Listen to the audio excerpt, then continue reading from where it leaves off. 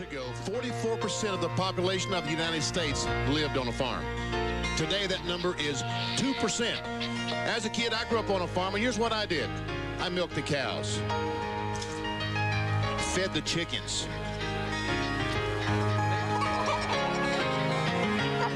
gathered the eggs from the chickens to take to the store and trade for coffee, sugar, flour, things we couldn't grow. Slopped the hogs. Went to the spring, dipped water, and took it back to the house to cook and to drink. 50 years ago, the people came off the farms to the North Wilkesboro Speedway to be entertained a couple of times a year. They're still coming to the North Wilkesboro Speedway, but what used to be a hobby is now turned into business. Big business with big pressure.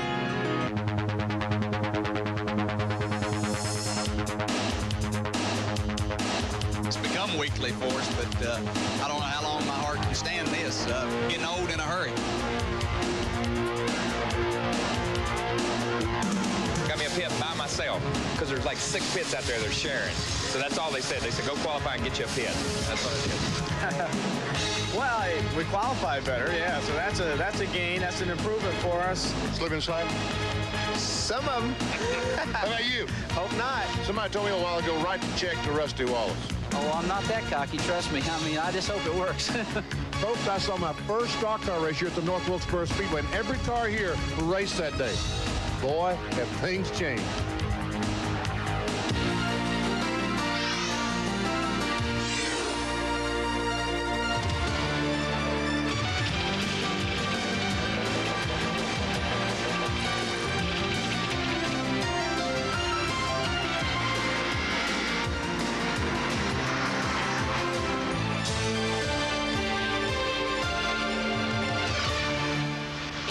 ESPN, the world's leader in motorsports coverage, welcomes you to North Wilkesboro Speedway in North Carolina, in the area where Benny Parsons grew up. And today, it's the First Union 400 NASCAR Winston Cup race. And for once, we're not rushed to get the race underway because it is absolutely beautiful here in the brushy mountains, and it is not going to rain. Hi, everyone. I'm Bob Jenkins. Welcome to North Wilkesboro, where we have had a lot of pressure-packed activity in the last 3 days. Frantic Friday, 46 cars tried to qualify for the top 20 positions. And then the Saturday scramble saw those that qualified poorly on Friday try to get into the 34-car field. Well, they're all chasing Dale Earnhardt, who finds himself atop the NASCAR Winston Cup quest for the Cup standings as a result of last week's win at Bristol. Ernie Irvan is 40 behind, then Mark Martin, Ken Schrader, and Lake Speed. In the second 5, the 10th position goes to Rusty Wallace, 253 points behind, but you can bet he's going to be trying to make his way toward the front of the top point standings in today's event. There have been many stories to follow here so far this weekend, and for a rundown, we begin with Dr. Jerry Punch. Thank you very much, Bob, and hello, everyone. Despite engine failure and a 33rd place finish last week for Ernie Irvan, which cost him the point lead, he can boast 2 wins and 5 top 10 finishes in the first 6 events of 1994. Now, if he wins number 3 here today, he will collect $91,200 in bonus from Unocal for being the first driver to win from the pole in 12 races. John? Jerry, you're looking at something a little bit different from the Hoosier Tire Company. They've come to North Wilkesboro with a little bit stiffer sidewall on the outside of the right tire. And Geoff Bodine, fresh off a 4th place finish last week at Bristol, has come through with a very strong 5th place qualifying effort. They think that the tire is going to be very good in the race. Now, another team on Hoosier Tire starting 6th, Greg Sachs. They, too, expect a strong run today. In fact, Greg told me they should be able to run as many as 140 laps before they have to change tires. Jerry? The misery of 93 continues for awesome Bill Elliott. Just 1 pole and 1 top 5 finish in 6 starts. That coming at Darlington. You know, it's gone beyond frustration. It's now a matter of pride. Elliott never won at Wilkesboro. His car owner won here 18 times. Nothing a Southern gentleman will fight more to maintain than personal pride. Watch for this red Ford to be a factor here today. John? Jerry, possibly another factor, Brett Bodine. He won his first career Winston Cup race here at North Wilkesboro in the spring event in 1990. He says this racetrack reminds him a lot of Oswego Speedway, a place that he has had a lot of success on during his career. Also, another driver with a strong qualifying run, Ted Musgrave, qualified third. Remember, he started from the pole at Richmond. Ted still has not won a race in his Winston Cup career. He may do so today. Now, you expect to see a Roush car near the front. That's usually the Roush car, Mark Martin, the number 6. Well, they will start 13th, a little further back in the grid. And speaking of further back, that's where Jerry Punch has made his way. Well, Mark will have company back here, John. Take a look who starts 16th. Last year's winner in both events at Wilkesboro, Rusty Wallace, his Miller Genuine Draft Ford, starts on the outside of row 8. But more company even further back. Come with me back to row 10. Take a look at who starts in 19th spot. Goodwrench Chevrolet, current point leader, Dale Earnhardt, having won the past 2 Winston Cup races in a row, and it was an emotional victory lane last week for Earnhardt, but more emotion possibly coming from the driver who starts right beside him. Dave Marcus, 53 years of age, finished 10th at Bristol and picked up a sponsor this week. Look who it's from, Dale Earnhardt Chevrolet. Earnhardt and the car he's sponsoring fill up row 10. Gentlemen? Ned, the cars are faster than ever in 1994. Yes, they are. In fact, this is the 7th race of the season, and track records have been set at 6 of the 7 races so far this year. And it's not just a matter of the pole winner going out and breaking the track record. Sometimes a third or even more than half of the field are breaking the track records. They're going awfully fast. In fact, Ernie Irvan, who's sitting on the pole today, has been quoted publicly as saying it's not good, that they're running too fast on any kind of a racetrack. He thinks that it takes some away from the competition. Well, the one thing that makes you go fast is tires, and of course they're running a little bit wider tire, they're running a little bit softer compound, and it has resulted in some tire problems at Darlington a couple of weeks ago and then at Bristol last week.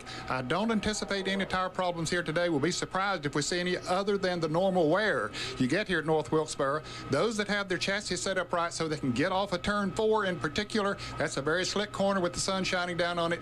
They're the ones that will prevail. If they can save those tires till late in a run of a green flag run, then they'll be the ones that will perhaps come out on top. But I think we can look forward to some exciting short track racing. Well, Ned, speed was the key word on Friday during Bush Pole qualifying when 16 broke the previous track record. 36 cars are lined up here on pit road, ready to take the green flag at North Wilkesboro. ESPN Speed World is being brought to you by Allied Signals Fram Filters. You can pay a little now or a lot later. By Quaker State, the intelligent oil for longer engine life. And by McDonald's, what you want is what you get at McDonald's today. There's the overhead view of North Wilkesboro Speedway, where thousands of race fans have gathered to watch the competition today on this racetrack. The front stretch and back stretch, 670 feet in length. The corners are banked at 14 degrees, and the front stretch is banked at 3 degrees. It is an uphill-downhill situation here, as the cars will actually go downhill as they go into turn number 1, and they go up the backstretch. So it has a little bit of an elevation change here at the track. Well, it's about 3 degrees as far as the elevation change is concerned. As the cars are fired, they're warming up, and we'll be racing in just a few moments. Let's take a look at the starting lineup. Our Bush Pole Award winner, Ernie Irvan, qualifying at 119.016 in the Texaco Haviland Ford, car number 28. Brett Bodine will start alongside in the Quaker State Ford, car number 26. Going to row number 2, it's Ted Musgrave on the inside, qualifying at 118.802 in the Family Channel Ford. Alongside will be Bill Elliott in the Budweiser Ford, car number 11. Geoff Bodine will start in 5th position this afternoon in the Exide Batteries Ford, and Greg Sachs will be alongside in the US Air Jasper Engines Ford. Ford swept the top 6 positions in qualifying. Sterling Marlin starts on the inside of row number 4. Alongside will be Jimmy Spencer, who had a crash here a few weeks ago and broke his shoulder. Ken Schrader and Terry Labonte will make up row number 5. In the 6th row this afternoon, Jeremy Mayfield with an excellent qualifying performance, and Jeff Gordon. Row number 7 has Mark Martin and Hut Stricklin. Going to row number 8, it's Morgan Shepherd and Rusty Wallace, who won here last year. The 9th row, Rick Mast and Michael Waltrip. Excellent performance last week at Bristol for Michael Waltrip. And Rick Mast will start inside of row number 9. The 10th row, there you find Dale Earnhardt and Dave Martin. Marcus, who had a top 10 finish last week at Bristol, his best finish of the year. Our congratulations to Dave once again, and he could turn in an excellent performance here this afternoon. Chuck Bound, who was the pole sitter last weekend at Bristol, starts inside row number 11. Derrike alongside. The 12th row here this afternoon consists of John Andretti, who missed the race last week, and Bobby Hamilton. The 13th row, Ricky Rudd, who was injured in a crash but released after treatment last weekend, and Todd Bodine. The 14th row is occupied by Wally Dallenbach and Kyle Petty. Row number 15, it's Lake Speed and Harry Gant. And Harry Gant will be starting his final spring race here at North Wilkesboro. He has 30 starts, 1 pole, 1 win, and 12 top 5 finishes. The rest of the starting lineup, row number 16, Dale Jarrett and Jay Hedgecock. In row number 17, it's Darrell Waltrip and Dick Trickle. The 18th row consists of those who had to take provisionals to get into this event, Jeff Burton and Bobby Labonte. And Bobby Labonte was not able to qualify yesterday. He tried to get a 4 set of tires through on NASCAR, was caught. They would not let him qualify, also would not let him practice the entire day on Saturday, and he was awarded provisional. In-car cameras will be carried by Derrike Cope in the Finger Hut car as he's lined up on the outside, getting ready to take the green flag in 1 more lap. Also, Mark Martin's power on in-car camera. You see Mark Martin going back and forth, trying to scrub all the debris off the tires. And finally, Rusty Wallace will be carrying an in-car camera for us this afternoon. And look at the list who didn't make it, and they're visiting Granny today. Watching the race on TV today, Curtis Markham, Mike Wallace, Steve Grissom, Ward Burton, Freddie Query, Jimmy Hensley, Joe Nemechek, Rich Bickle, Loy Allen, and Mike Skinner driving the Jimmy Means car. We are set to go racing for 400 laps here at North Wilkesboro in the first Union 400. A tremendous crowd on an absolutely picture-perfect, beautiful day. Here's the green flag, and we're racing.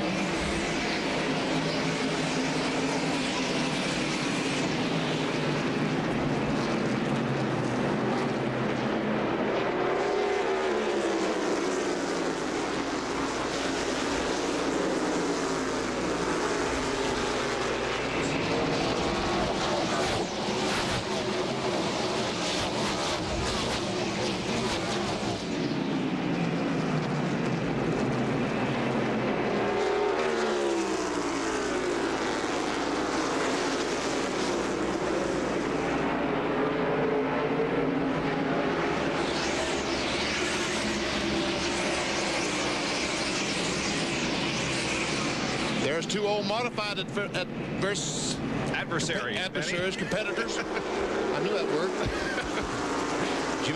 Jimmy Spencer and Greg Sachs side by side. They've done this many times in the modifieds up in the Northeast. That's the battle for 5th position. And here's Sterling Marlin running alongside Ken Schrader behind Geoff Bodine. Schrader might get the best of that battle. He gets on the inside of Geoff Bodine going into turn 3. Normally the inside groove is the best place. Looks like it is right now, at least this early in the race. Oh, pretty good contact between Sterling Marlin and Geoff Bodine. And they're still banging a little bit. Marlin got the best of the battle. I'm not sure who came out the best as far as body damage is concerned, but they definitely had contact. And Ted Musgrave goes to 2nd inside of Brett Bodine. He was up here a couple of weeks ago and tested the Family Channel car, Bob, and was extremely fast. Came here thinking he would sit on the pole. He missed it by just a little bit, but that car has been very, very fast here. Musgrave, Brett Bodine, Bill Elliott, Greg Sachs, and Jimmy Spencer run behind the leader, Ernie Irvan. And here's what happened a couple of laps ago between Marlin and Geoff. Watch they come off the corner. They touch tires, and both guys lucky to gain control. We see Dale Earnhardt running behind Mark Martin. Rusty Wallace is there, so is Michael Waltrip as we jump inside the Miller Genuine Draft Ford with Rusty. And look at Kyle Petty. Man, is that guy on the move. And he has picked up, what, at least 10 positions so far. And there's Mark Martin going backwards as Earnhardt goes by. Rusty Wallace and Michael Waltrip goes up beside of him. Earnhardt 15th, Rusty 16th, and then the battle for 17th between Martin and Michael Waltrip.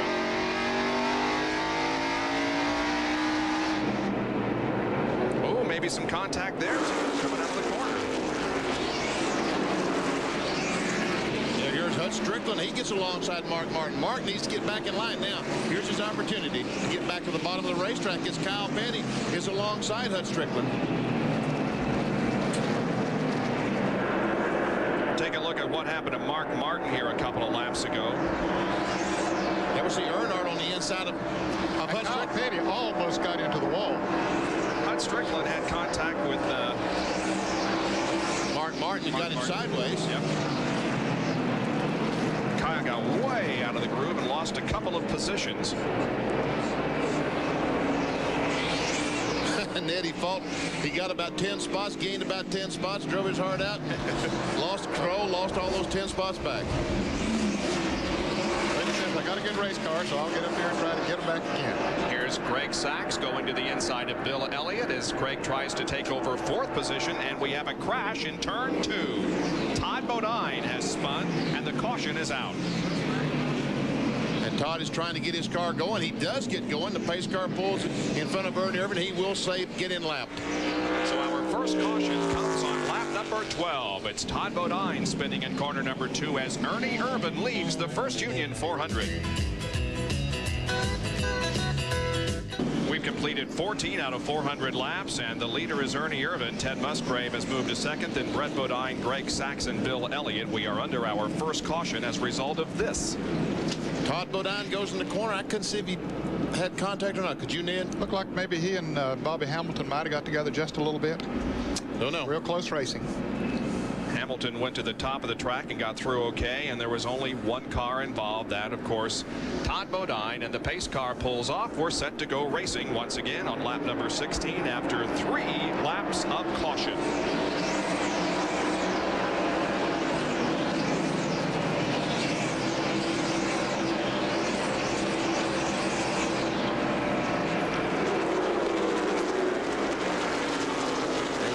Spencer, the other Junior Johnson car, alongside Bill Elliott. That's the battle for 5th position. Jimmy, don't wreck Bill, whatever you do. No, that'd be the wrong one. Junior wouldn't like that at all. Tell you what, Elliott's running pretty good on the outside. Yeah, but he's going to lose it. Ken Schrader sitting right there. He'll try to duck under there himself. Ken Schrader now comes up to try to make a battle with Bill Elliott. Spencer has got that position. He's now 5th. And Greg Sachs just took over that 3rd spot from Brett Bodine. You ever see Bodine's car just go out of the frame? There he is. Greg Sachs on Hoosier tires. Made a visit out to the Indianapolis Motor Speedway on Thursday, I believe, of this week, and the number 77 car was on the Speedway in some testing for the Brickyard 400 coming up in August. Greg wants the world to know that he's not just a super speedway driver. Most of his early day experience was racing in the modifieds, and it was on short tracks. That said, he just really hadn't had the car that he needed over the years to perform on the short tracks. He said, we're going to show him that I can drive a short track and that we can set a car up for a short track. Doing okay right now. Sure is. Ted Musgrave chasing Ernie Irvan, the leader of the race. Here's Dr. Punch. Well, we mentioned last week that Ernie Irvan had an engine problem at Bristol. A timing chain broke. A lot of concern in the team this morning about the engine here at Wilkesboro. You turned about 8,800 RPMs for a lap. So at 3 o'clock this morning, engine builder Doug Yates went to their race shop, put the cam in the motor, and turned the dyno on and turned it up to 8,800 RPM to try to get some sort of an omen as to what they might expect today. As soon as they hit 8,700 RPMs, the oil pressure cap blew off the engine and barely missed Doug Yates' head. Doug shut the engine off, so that's all I want to know. I'm headed to Wilkesboro. That's dedication to the job, though, working into the wee hours of the morning. Here's our Fran Field summary showing you where the entire field is positioned a last lap ago.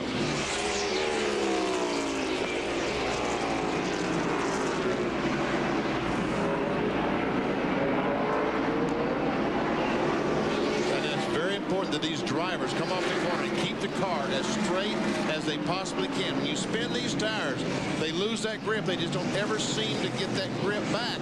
As we see Geoff Gordon on the inside of Jeremy Mayfield out of Nashville, Tennessee, and he had a great qualifying run in that white number 95. And here comes Morgan Shepherd, Rick Mast, and Dale Earnhardt, all to the inside of Mayfield, who got out of the groove. Michael Waltrip was out there, but he found himself a place to get back inside. His car was running pretty good on the outside. And here's Jimmy Spencer now in the McDonald's Ford moving around Brett Bodine. And he goes to fourth spot. Jimmy Spencer is on the move. There's second and third, Musgrave and Sachs.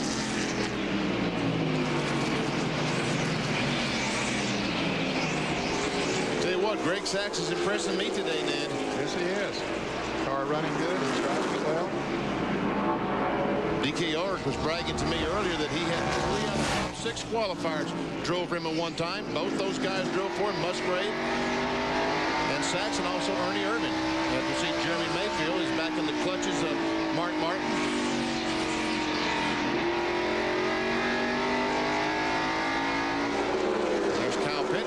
Inside of Mark Martin. We saw Martin's car wiggle as it came off the corner. That's what I'm talking about. You really need to keep the car straight as Sachs tries to take over that second spot. Greg Sachs positions his U.S. Air Jasper Engines car to the inside of Musgrave. This is the classic Hoosier against Goodyear battle with Sachs on the Hoosiers and Musgrave on the Goodyears. Greg's got second. Hoosiers seem to be working pretty good right now.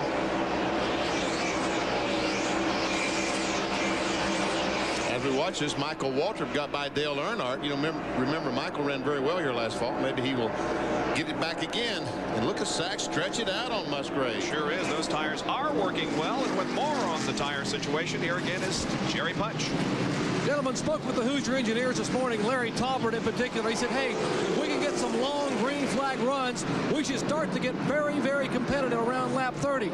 Well, it's lap 30 this time by, and Greg Sachs is making a move on the Hoosier tire.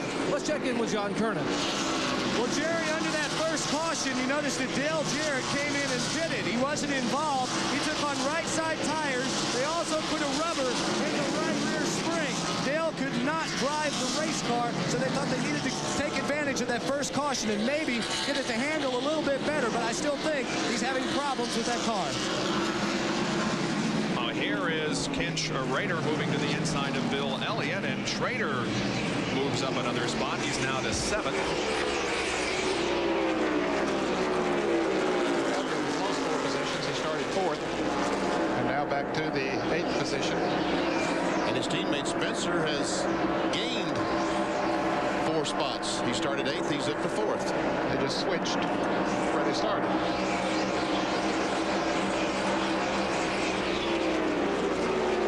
Geoff Gordon runs in 11th position at the moment. Right behind him is Morgan Shepherd and Rick Mast. Jay Hitchcock just won a lap down. He's the first car to go a lap down, but it's not far in front of Ernie Irvan to their big group of cars that they'll see him coming up in their rearview mirror before too long. Rusty Wallace begins to move up a little bit. He's up to 16th now, and also the 10-car Rudd up to 17th. Ricky Rudd has been making some steady progress up through the field. Started 25th. Rusty's up in that upper groove, and I guess he's going to hold on to this spot. An 8th position toward the front for Ricky Rudd since the start of the race. Moves on the inside of Rusty going into the turn. Ooh, he gets to slow down just a little bit. Now Rusty knows he's there, gives him a little bit of running room.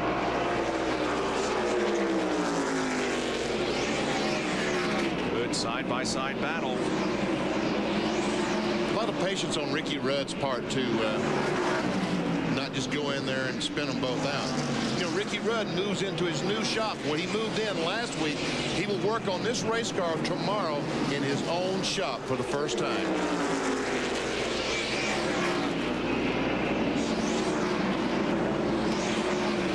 So it's Earnhardt in 15th, Rudd 16th, and Rusty Wallace in 17th. The leader of the race is Ernie Irvan.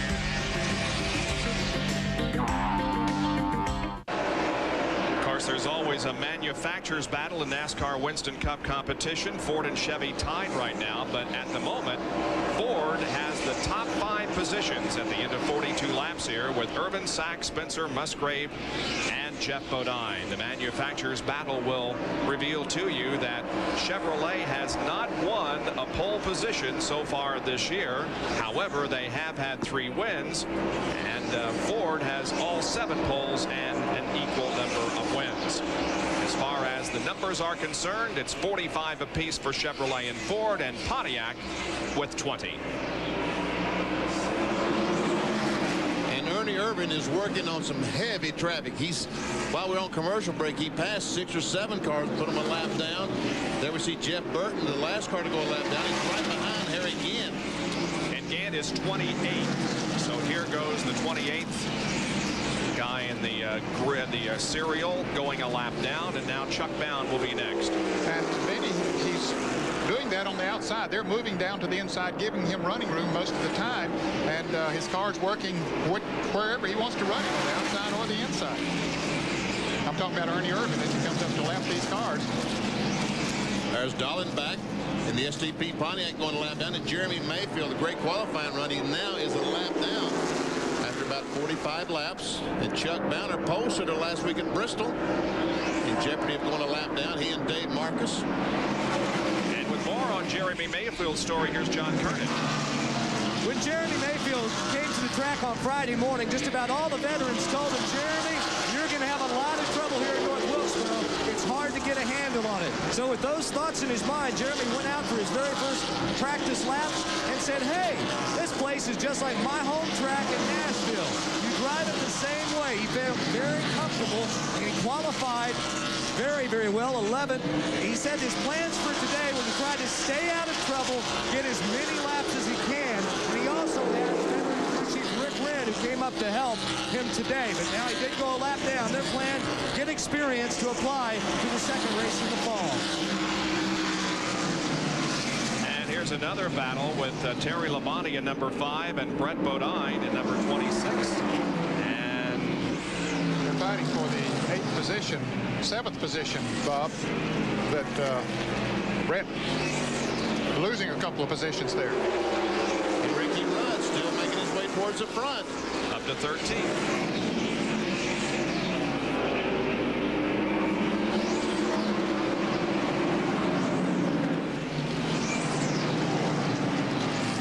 Michael Waltrip having another good run in Pennzoil Pontiac. He started 18th, currently running in the 14th position. Rudd, of course, started back at 25th, 9th. And there we see Dale Earnhardt has caught this group.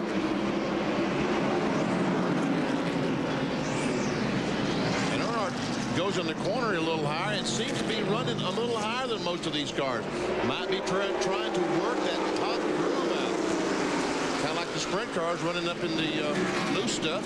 Probably a spotter has told him, well, Ernie Irvan has caught these cars that are running pretty good back there and has been able to move up on the outside and putting a lap on them, although they're letting him do that. But at the same time, you know, he's running up there and getting traction, so they said, why don't you try it up there a little bit? Inside of Rusty Wallace's car, riding along with Rusty. Ernie Irvan has lapped 13 cars so far. Again, Earnhardt working that upper groove in the corners. He'll follow that path through the first and second turns here, trying to pass Michael Waltrip. See what, he made a good move through that corner. Yes, he did. That's working for him right now. And he's running up on some very, very heavy traffic. He might have to go 3 wide here in a minute. He might not want to do that.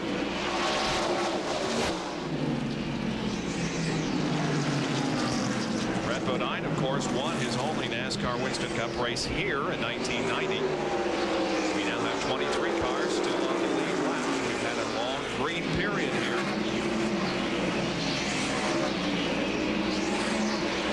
There we see alongside Brett Bodine. So Brett's Quaker State Ford moving slowly back through the field. Tell you somebody else that's not doing as well as he expected to is Mark Martin. He's the next car to be lapped. He has backed up to 22nd position right now. And Ernie Irvan is coming up on Mark Martin and threatening to put a lap on him as we watch this heavy traffic that Rusty Wallace and Dale Earnhardt are in.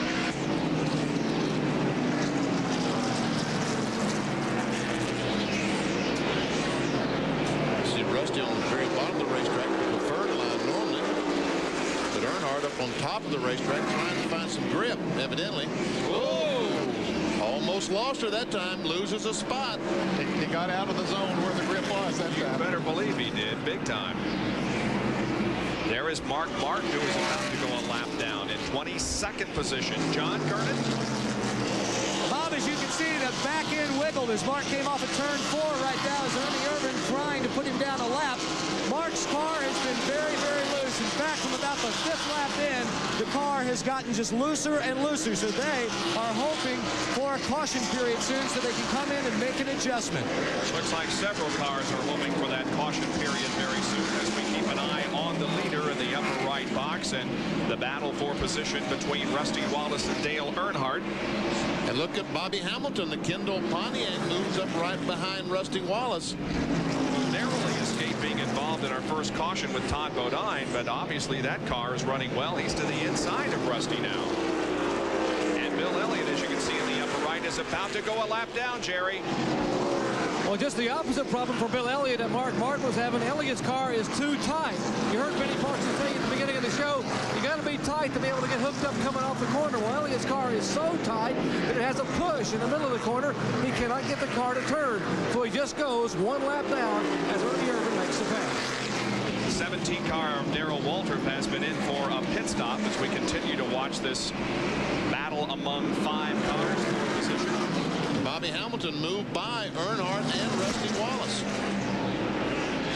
Here's Kyle Petty after he slipped, went back to about 30th. He's now moving forward in the 18th spot. We talked about Ricky Rudd a moment ago. He's moved into the top 10 now, just past Morgan Shepherd. Let's go to the pits and John Kernan.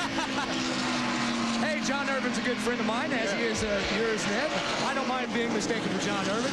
But Kyle Petty, you know, normally has been working the Saturday shows with us here on ESPN. Yesterday, we gave him the option because the car just wasn't running. So Kyle told me they were going to basically rebuild that car. In fact, this morning, Robin Pemberton said they changed everything on that race car except the driver's seat and the decals, and it looks like they've got it figured out. Oh, and Ernie Irvan almost crashed down in turn 1. He and Lake Speed got together in turn 1 and almost crashed. Ernie Irvan has only 7 top 5 finishes in his 50 career short track starts. Here is the replay, what Benny was talking about. He goes down in the corner. He's alongside Lake Speed, and Lake comes down, and they make contact. I sure hope he didn't knock the towing out on Ernie's car. Here's Bill Elliott, who has come in for a pit stop. Rusty Wallace coming into the pits as well. As Elliott goes out, Rusty Wallace coming in. Miller Genuine Draft Ford pitted down toward turn number 1. All the pits here at North Wilkesboro are on the front stretch. No backstretch pits. Rusty arrives and the crew goes to work, while the 78 car of Jay Hedgecock goes behind the wall. Work finished on the right side of the car. Now the pit crew goes to work changing left side tires. The clock ticking off. Oh, an excellent pit stop in 17 seconds for Wallace, and he's back underway. I'll say it was a great pit stop. There's been a race going on for second, Bob. Greg Sachs, we saw him make that great run up towards the front. Well, several cars have passed him now, and Ken Schrader has moved into second. Jimmy Spencer has moved into third, and this is Rick Mast, who is running in the 11th position right now behind Ricky Rudd, who is in 10th. They've caught Jeff Gordon up there. You see the car number 24 there, Sterling Marlin, and Ted Musgrave, who was up there in second a good while ago. So the chassis on the cars are beginning to tell now as those tires really get hot. But Greg Sachs has really been losing positions here. And Mark Martin coming into the pits right now in the Valvoline Ford. Mark has already gone a lap down. Coming in for the stop. As they change the right side tires, you can see the man reaching across the wall, cleaning the windshield, making a chassis adjustment. That's Steve Meal, the crew chief on the car. Now they'll go to the left side, change those tires, filling it up with the Unical gasoline. Much slower pit stop than Rusty turned in. It's a 20.4 for Mark. And there was Jeff Burton we saw coming in pits up on the upper end of the pits. Boy, just a whole gaggle of cars here with Marcus and Hamilton and Labonte and Michael Waltrip, Jeff Gordon, Morgan Shepherd. Now these cars are lapping Dave Marcus. And the 8 car, Jeff Burton, is in for a pit stop. He's one of those drivers running the Hoosier tires. And had to take a provisional to get in, but he leads the rookie point standings. Jeremy Mayfield has been in. He goes. And Earnhardt's coming in the pits now. He was just put a lap down by the 28 car of Ernie Irvan, so he said, look, I'm not going to stay out here any longer. Down pit road he comes to Richard Childress and the crew for 4 fresh tires, and Jerry Potch is there. Earlier pit stops than expected. A lot of concern over some temperature of the tire. That's what Rusty Wallace saw a minute ago. This car was pushing so bad and so tight, they had raised the temperature of the inside shoulder of the tire some 40 degrees. As you're watching the Goodwin Chevrolet crew now, having already changed right side tires, trying to make it 3 wins in a row. Left side tires going on. Andy Petrie, left front. David Smith pulls the jack. He's driving away in 18.9 seconds. The 77 car of Greg Sachs comes in for a stop. Slides to a halt. Yeah, they thought they were told that they thought they could go 140 laps. Well, it's not working out that way. It's gone about 74 laps. They changed the right side tires. We're going to have to change the left side. Fill her up with gasoline. He's already past what Rusty Wallace was in. And here's Geoff Bodine. 77 car still on pit road. They've got a problem there. The NASCAR official is holding. There's an official standing right in front of the car. I think maybe he exceeded the speed limit, Benny, because when he came in, he just had to slam on the brakes. So that is the case indeed. That's a 15-second pit stop. Let's go to the pits and Jerry Punch. Left side battery crew already having changed right side tires for Geoff Bodine. Left side, whoa! Bodine, the car falls off the jack and they get the spin and trying to get the run nuts on. A costly mistake. They have not got the jack beneath the car. Another car dies. A refiner, and finally Bodine is down and away. Geoff Bodine with problems in the pits. The 77 car is going to get another stop and go. Too fast leaving the pits. They held it for too fast going in the pits, and now he's got to come back in because he left the pits too fast. Oh, Harry Gant, Rusty Wallace get together. Rusty out there with those fresh tires. He and Darrell Waltrip both. Yep. And Harry Gant has passed the 28 car, passed him back, and has gotten back in the lead lap. So Ernie Irvan is not running as fast as he was. His tires are getting old. Here's Jimmy Spencer coming in for his pit stop. He was running in 10th position when he brought the McDonald's Ford in. You can see a tire mark on the side of that car right on the 27. Pit crew moving to the left side of the car, making a chassis adjustment on it. As we watch him leave the pits, here comes 77 back in the pits. Greg Sachs with just a stop and go. Brett Bodine coming in there, Ted Musgrave in the car number 16. Let's go back to the pits and Jerry. Pitting nose to tail, right side tires. They're pitting right together toward turn 1. Right side tires already on the family channel car on the left side. Likewise, the Clinton State crew. Donnie Richardson and company. Left side, they make a major chassis adjustment in the right rear of the car number 26 as these cars now get ready to leave. And Ernie Irvan's crew said they have called Ernie in. Next time by, the Texaco Hamilton Ford, our leader, will make an entry onto pit road.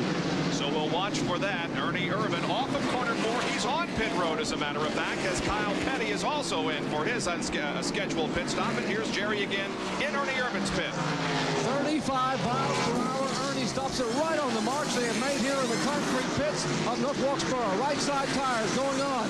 Left side lug nuts already come off. Crew cam being worn by Joey Knuckles. Left front tire now being pulled off by Knuckles. Jeff Clark, the jack man, ready to pull that jack, and he twists the jack, pulls it. 18.4 seconds. He is down and away. Good stop for Ernie. Terry Labonte is in the pits. Michael Waltrip coming in, several coming in for pit stops as Ernie Irvan goes back out and picks up the speed. There's Morgan Shepherd. His work has been completed on his Citgo Ford. Jeff Gordon, he was in 7th position when he came in for his pit stop. There you can see Michael Waltrip also pitted at the top of your screen in the Pennzoil Pontiac. That should give the lead to Ken Schrader. Lake Speed getting the service to go forward. Michael Waltrip finished surface and heads back out. Here's Sterling Marlin to the Kodak Film Chevrolet Daytona 500 winner in. There you can see that Harry Gant has brought the Skoal Bandit in. Some frantic work on pit road here as everybody is in bad need of new tires. Jack Gordon pulling out. Ken Schrader is now headed down pit road along with Dick Trickle. Trickle was in just a moment ago. He's back in the pits, and let's go to the pits and Jerry Punch. Our leader, Kenny Schrader, fresh from that runner-up finish at Bristol a week ago, brings the Kodak Chevrolet down. And Ken Allen and the rest of the crew, lots of rubber built up in the front grill already on Ken Schrader's car. They cleaned the windshield, have already changed right side tires, get it full of fuel. Schrader said they will get left side tires. Let's check in with John Curtis. Jared Rickmaster been running second behind Schrader, is in for a 4-tire change, a minor chassis adjustment. The car had just gotten a little bit loose as Ken Schrader heads out back onto the racetrack. Left side lug nuts going on. Rickmaster guns the engine and heads down pit road. Dave Marcus is in, and the lead, I believe, has gone to Bobby Hamilton. But he should be coming in soon, right and now, he is Bob. right now. Yep. Off the pit road. Or off the racetrack on the pit road, I should say. Geoff Hammond and the crew going to work on that car. Right front's off. Back on. Jackman watching. As soon as they tighten the lug nut, yes, down he goes. And around to the left side. See Dale Jarrett leaving the pits. Stopped and made his pit stop. Cleaning the grill, getting all the rubber debris off the grill. Car is down, away he goes. So everybody has made a pit stop now, and that gives the lead back to Ernie Irvan, who had it before we began the pit stops. Ernie Irvan back in control of the First Union 400 as 88 out of 400 laps have been completed at North Wilkesboro Speedway in North Carolina.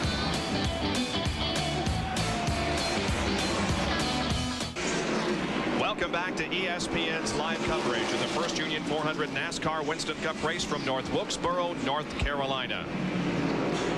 And Darrell Waltrip has a flat as we salute the Family Channel blimp as it gives us the excellent overhead pictures from North Wilkesboro. Darrell Waltrip, the right rear tire is flat on the car, and I just hope the thing doesn't spin out trying to get in the pits or someone run over him. Oh, thank goodness he got on pit road with that tire. Look at that, baby. Oh, my. Well, you heard Darrell Waltrip say earlier today on Speed Week about how all of his problems this year have been more mechanically related than tire related. Of course, he was one of the first to commit to the Hoosier program. And now they're going to change all four. Now we will tell you more about the Family Channel blimp that encircles racetracks around the country. Family Channel blimp ending an giving aerial encouragement to their car, which is driven by Ted Musgrave and is currently in 10th position. As a matter of fact, let's review for you how they are running at this point with almost a fourth of the race completed. The lead is held by Ernie Irvan. Rusty Wallace, with whom we are riding, is currently in second position. Jimmy Spencer is third, then Ken Schrader and Dale Earnhardt. 6 through 10 at this point. Rudd, Martin, Jeff Bodine, Bill Elliott, and Ted Musgrave. Ernie Irvan continues to lead the First Union 400, race number 7 in the NASCAR Winston Cup Series for 1994. He is about to lap the 10th place car, make that the 11th place car. Ted Musgrave. Yeah. 11 cars on the lead. Were on the lead lap. Now there are 10. Now the 8 car directly in front of him, Jeff Burton, the Robestas Ford, is a lap down already. This would put him 2 laps down. But Mark Martin, right in front of Burton, has gotten back in the lead lap as we see Rusty Wallace and Jeff Gordon. Rusty Wallace stopped early, got some tires, and now he's starting to struggle again with those used tires. As these cars stopped after he did, their tires are fresher. They're much faster than Rusty Wallace. Just an amazing record for Rusty Wallace on short tracks as we look at the race average of 103 and the record of 99, so we're above the track record. Rusty has a finishing average on the short tracks of 2.07 in the last 13 short track events. What we saw just a moment ago is a race for the 3rd spot. There's Schrader trying to get by Rusty Wallace. He pulls alongside. He will take over the 3rd spot. Jimmy Spencer has passed Rusty to take over 2nd. So right now it's Ernie Irvan, Jimmy Spencer, Kenny Schrader, and Rusty Wallace. That's the top 4. again, that's how Rusty was able to get back up front. Was an early pit stop, changed tires quickly, and had a great pit stop.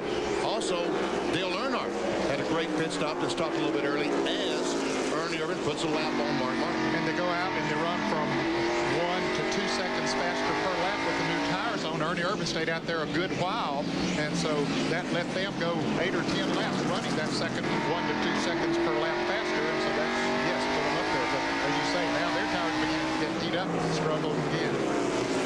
There's Hut Stricklin, the Smoking Joe car. He goes 2 laps down. He's in 24th position. Ernie is still running well, and I was concerned when he made contact with Lake Speed that he had messed the toe end up on that car because it looked like it was pretty heavy contact with the right front of the car. It don't seem to affect it, though. He's still getting a good bite. He's able to drive it where he wants to.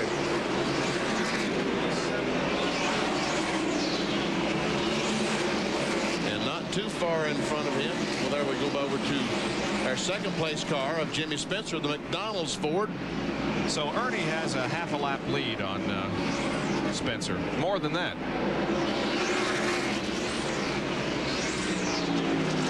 As a matter of fact, as we see Jeff Gordon trying to get by Jimmy Spencer.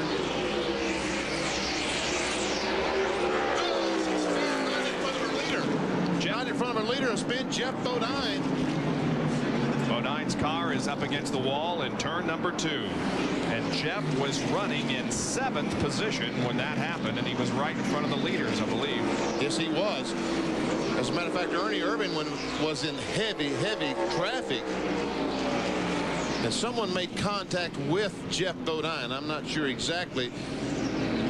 Someone caught him in the left rear, and around he went. Let's watch. It's Dick Trickle that made the contact. Goes in the corner. Jeff Bodine comes down, and we see the contact, and around goes Jeff, and there's our leader right behind him. And Mark Martin had just been lapped. He tried his best to beat Ernie Irvan back to the line, but couldn't do it. Now Ernie Irvan will come down pit road once again, get some new tires. Our second caution period of the day. We'll throw it down to Jerry for the pit stops. And Ernie very deliberately at 35 miles per hour comes down pit road. The crew wants to look at the right front fender once again, where he came into contact earlier with Lake Speed. Joey Knuckles had to actually pull the fender out from a previous pit stop under green. Fender looks to be okay. They changed right side tires. Left side lug nuts coming off. Back upstairs. Now we have 3 to follow for you. Here comes Spencer and Wallace, both in addition to Irvan. And they stop almost together. We see Ernie Irvan has already left, and the 27 and the 2 are just getting started. 18-second pit stop for Ernie Irvan. Right sides are down on the 27 car. Oh, they're holding him. No, he had to wait until the traffic went by. He got out so quick that the line of traffic had not gotten by yet. Well, a good stop for Rusty. 17.8 and 22 for Spencer. So Rusty's team did the best job in terms of time on pit road. We'll see how it shakes out in track position. Probably going to put him in second spot. We are under caution for the second time because of a spin in turn number 2 involving Jeff Bodine.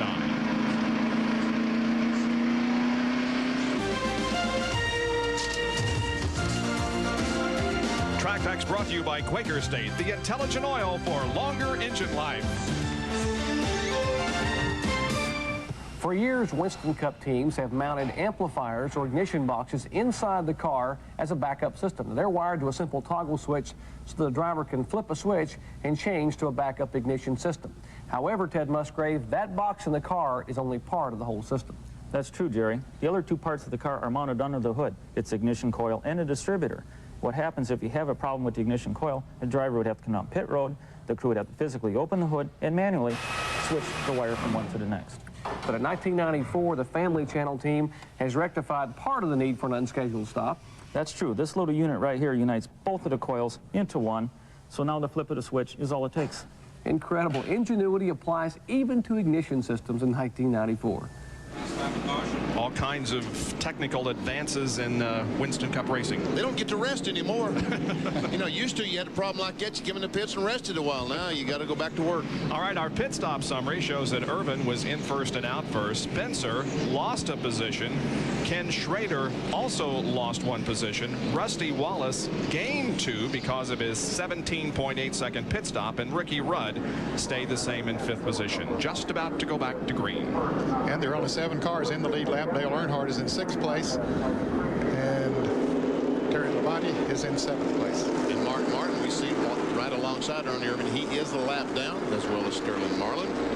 They're in 8th and 9th. The 10th is Kyle Petty. These cars, you can see, pulling into the pit area, leaving the field in the control of Ernie Irvan, who slams his foot to the floor and picks up the speed to racing competition.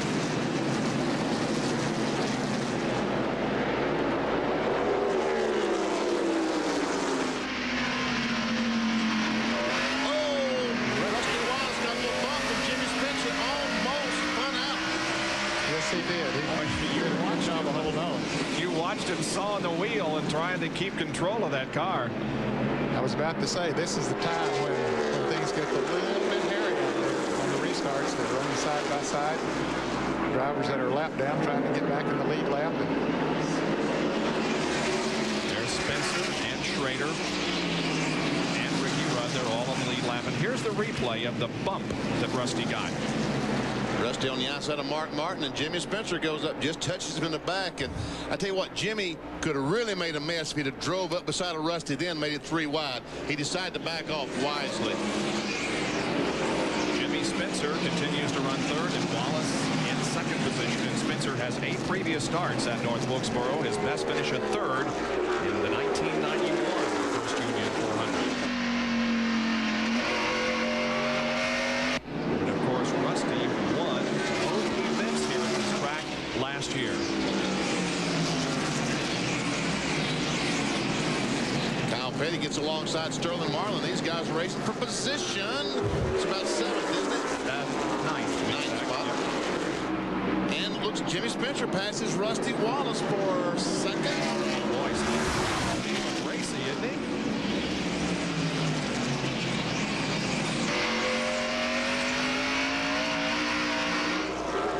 Rusty's still sawing that wheel. Yeah, he is.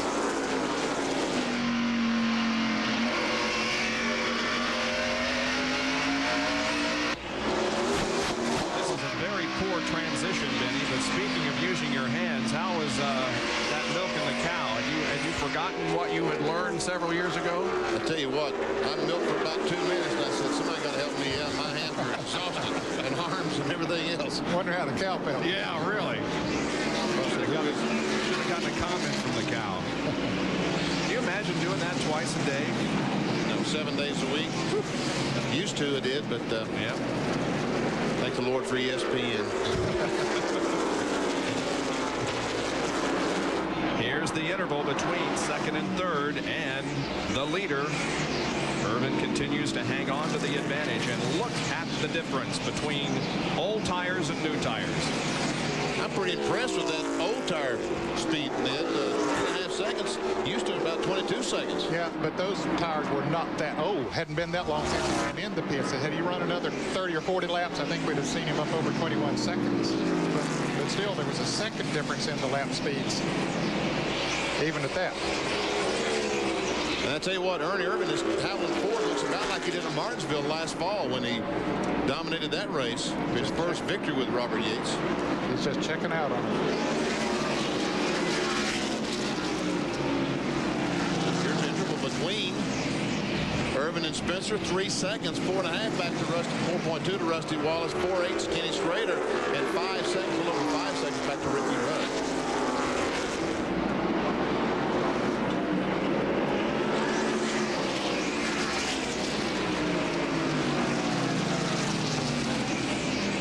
Spencer had an awfully good run here a couple of years ago in a car with Travis Carter, and he likes this racetrack.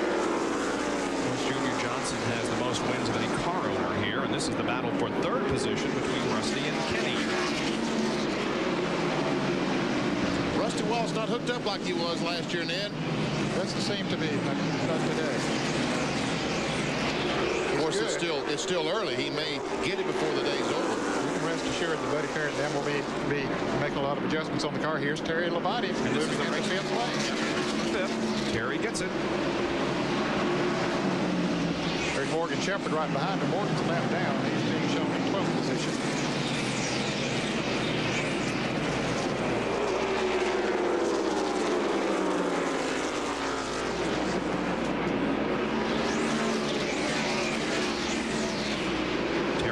Was as high as third in points after the first race, has dropped to a low of 12th in the points over the last 5 races. There is the leader of the event, who is second in NASCAR Winston Cup points, but has led all but about 3 laps here this afternoon. The top 10 at 131 laps: Ernie Irvan, Jimmy Spencer, Rusty Wallace, Ken Schrader, and Terry Labonte. In 6th position is Rudd, then Earnhardt, Kyle Petty, Mark Martin, and Sterling Marlin. We'll be back with more of our live coverage from North Wilkesboro Speedway in North Carolina right after these messages.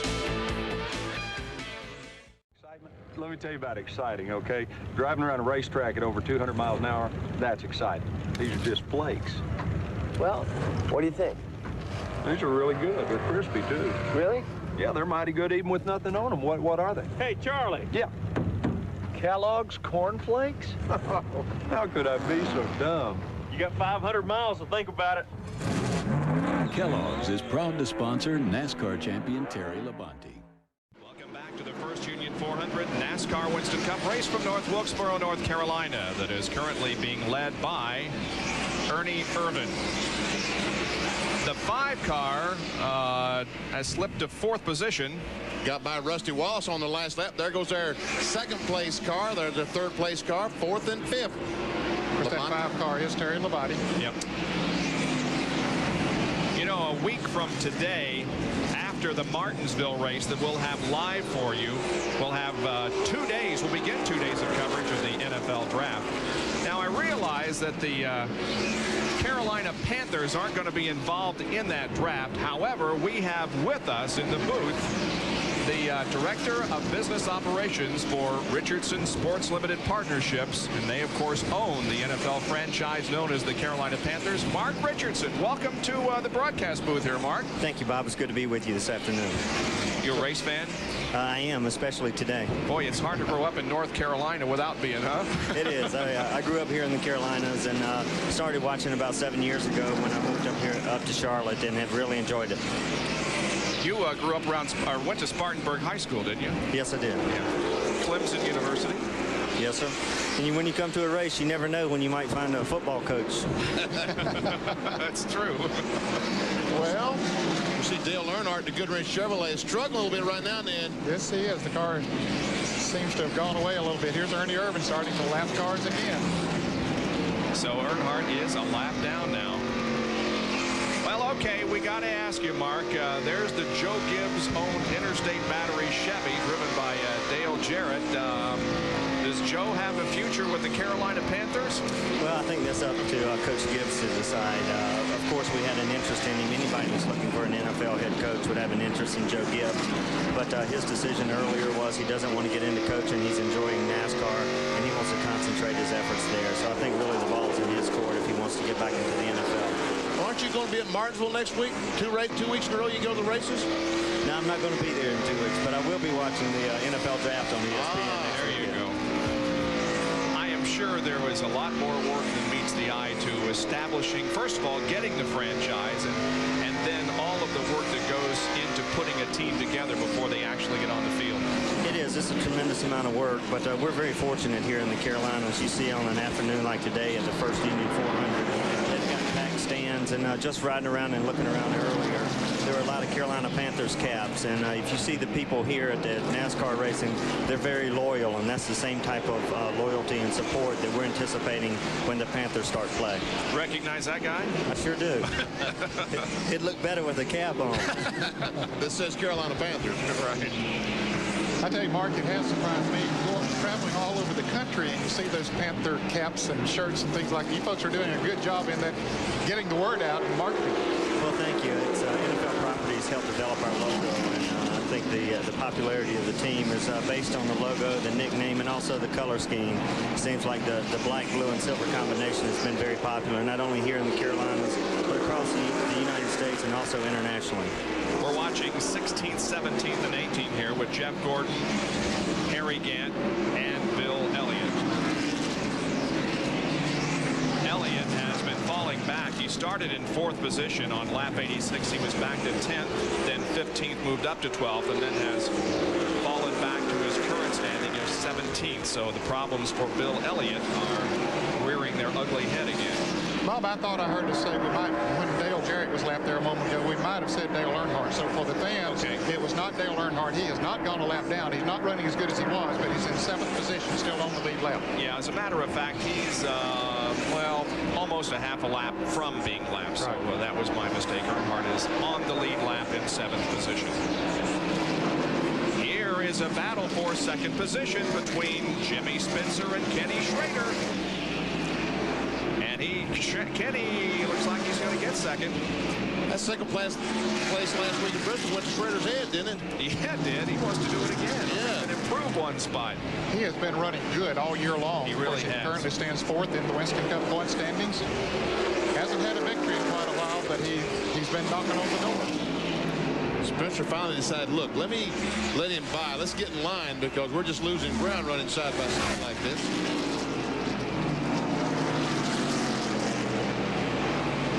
We were talking about, look at the interval, Schrader to Ernie Irvan. It has been chopped from 6.6 seconds on lap 147 down to 5.7. So almost a 1-second gain that Schrader has made on the leader Ernie Irvan in that 5-lap period. It seems the longer Schrader runs, the better his car. The track sort of comes to him. Others seems to go away. Now here is Earnhardt and Rusty Wallace. And Earnhardt alongside Rusty Wallace trying to take that position away. That's 6th position they're battling for. Ricky Rudd has gone by both of them. Yeah, Rusty came out in 2nd place and now he's back to 7th place. This car just not working like we normally, like Benny said when he won 2 races here last year. There's Musgrave, the Family Channel car, going past. Ted's in 14th, a lap down. He's not on the same lap as Rusty or Dale.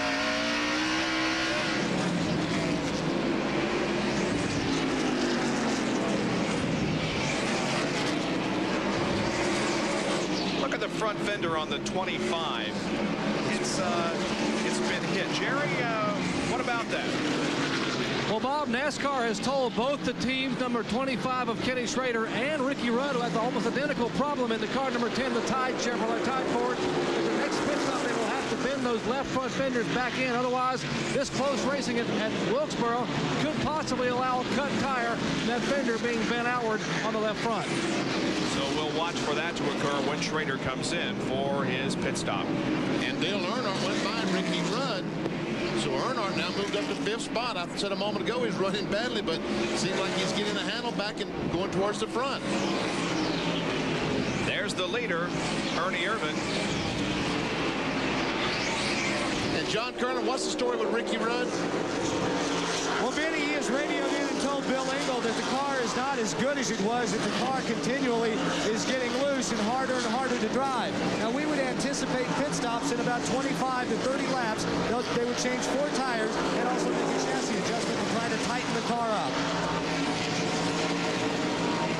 You see Rudd come off the corner, and Musgrave just pulls alongside with ease. Yeah, Rudd's car is definitely not handling the way he would like for it to right now. He had made a move up towards the front, but maybe he punished those tires a little bit too much in doing so. We're up to 163 laps completed as the race moving along quickly here with Ernie Irvan leading at North Wilkesboro. The first Union 400 pit stops are now occurring. That was the first one. Brett Bodine came in, got some tires and fuel, and is back out. Hud Stricklin also there. You see him rolling back out of the pit area. So it isn't going to be long before we see everybody come in, including that man right there, Ernie Irvan. once the pit stops start, everyone just basically got to stop because it's such an advantage to have those fresh tires on. And there is your interval leaderboard showing you that Schrader is 3 seconds behind Ernie and still gaining. Yeah. Yeah, he was over 5 seconds the last time we looked. And about 5.2 seconds separate first and fifth position. Tell you what, these guys start pitting on the green flag. That's where you can make or lose a lot of ground, because 1 second in the pits is probably 7,500 yards on the racetrack. Spencer has fallen to fourth position as Ken Schrader there in car 25 has moved to second, and Terry Labonte is now running third. Mark Richardson, a partner in the Carolina Panthers NFL team, still with us up there in the booth. And you talked a little bit earlier about how there's a lot of Panther hats and other things occurring. And although there is a lot of work to sell tickets and so forth, simply getting an NFL franchise is quite a thing for the people of this area. Well, it is. It was a 7-year effort, and I think the reason we were selected is because of the outstanding fans we have in the Carolinas, and also the outstanding corporate support we've had. We've seen First Union support a race like this, and all the Carolina corporations came out and supported our effort as we were going for an NFL team. Earnhardt and Spencer side by side. This is fourth position for the fourth spot, and looks like Earnhardt has it. And Rusty Wallace is coming down pit road. Rusty 7th. Comes in for the stop. Here's Jerry Punch to call Rusty's pit stop. And we should expect to see most of the other top lead cars come in the next handful of laps, especially Jimmy Spencer, who's been way back on lap 411. His tires have completely gone away. Right side tires already haven't gone on. Last year's winner in both events at Old Wilkesboro Speedway, Rusty Wallace and Miller Genuine Draft. Major chassis adjustment left rear. Todd Sherritt, 16.2 seconds. And folks, that's quick. Wow, that is unbelievable. Man, oh man, that gave you some spots on the racetrack. No kidding. Wow. I'm not sure that we've seen one that fast this year. I don't think so. I don't recall me either. Have we ever seen one that fast? 16.2. That was awesome. And the caution is out. Greg Sachs has hit the wall. Well, it's not out, is it? There's no yellow flag. It was up in corner 4, and he simply drove it down off the banking and into the pit area. Both side right tires are flat. Well, at least the right front is. He's made some pretty heavy contact with the wall. He finally stops. Boy, that would have been a terrible break for Rusty if that caution had come out, huh? Yes, it would have. They're not going to be able to get the jack under until they lift it up because the car is too low there on the right front with the flat tire. Boy, that cost a lot of extra time. And Jimmy Spencer in the McDonald's Ford coming into the pits, and Jerry Punch is there. And they were thinking about just changing 2 tires, but Spencer and the crew and Peter Johnson holds up 4 fingers, so they will change all 4 tires. Mike Hill, the crew chief, right rear tire going on, getting it completely full of fuel. The Big M, McDonald's Ford Thunderbird, left side tire. Remember, 3 weeks ago, Spencer hit the wall here when the throttle stuck, broke his right shoulder. He has something not bothered him all today. Left side tire is going on. 1 round to red him, and he is away. 20.8 seconds for Spencer, and now here's Kyle Petty rolling down. He came out of his pits up off the turn 4, and Jeff Gordon made a pit stop as well while we're watching Jimmy Spencer make a pit stop. Greg Sachs remains on pit road as they work on the right side of that car. Here's the leader, Irvan.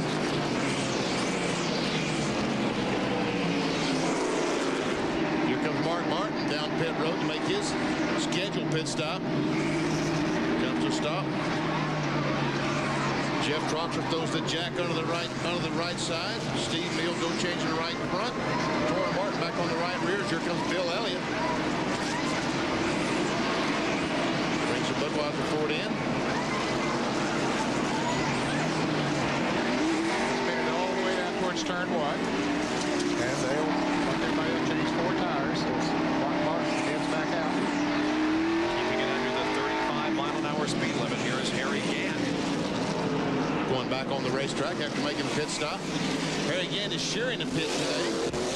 Bobby Labonte is getting right side work on his car. Bobby Labonte also sharing the pit with Dale Jarrett. And Bill Elliott is back on the track, as you can see. Putting 1 round to wedge in that Maxwell House Pontiac. Away he goes. see that Spencer has passed Ernie Irvan, an example of how much faster you are when you're on fresh tires. And he had gone 2 laps down when he made his pit stop, Spencer did, so now he is 1 lap down to Ernie Irvan. I expect we'll see Irvan coming in before too long, because those guys that he has been racing against, although they haven't been close to him, when they're out there running that fast. Here's Jeff Burton going by. He had a little new tire. So does Bobby Labonte. I think they'll bring him in before too long. We're on lap 186, 14 laps away from the halfway point. Mayfield leaving the pits and slowly backed off so the leader could go by as Sterling Marlin, the Kodak Film Chevrolet, makes a pit stop. And behind him, Lake Speed and Terry Labonte, who was running in the top 5. Labonte on the left of your screen, way up at the top. Ricky Rudd comes in, and here is Ernie Irvan making his way down pit road, the leader of the race. Going by Labonte and coming to a rest in his pit stall. Dale Earnhardt coming down pit road as well as we watch from high above. And Ernie Irvan, there we have see all 3 of them making pit stops. Ricky Rudd is out. Terry Labonte is out. That side work going on the Avalon Ford of Ernie Irvan. Labonte back on the track as Rudd makes his way down the pit road, and Ernie Irvan will fall in right behind Ricky. There you can see that Dale Earnhardt's crew working on the Geoff Goodwrench Chevrolet. About an 18.5-second pit stop for Irvan. And the work completed on Earnhardt's car, and he rolls away. Here's Kid Schrader, who took over the lead, but now comes in for his second scheduled pit stop.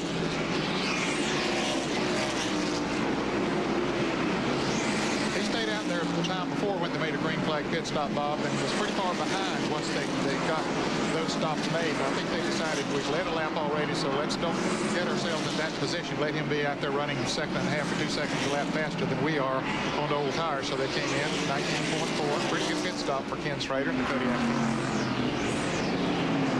Now with everybody having pitted, the lead goes back again to Ernie Irvan. Shepard had just been in the sit-go forward, had to come back in. Apparently, they left the lug nut loose or something. He came back down pit road for the second time. That's going to cost Morgan. Here's Geoff Bodine coming in. Geoff was being shown in second place after the other pit stops.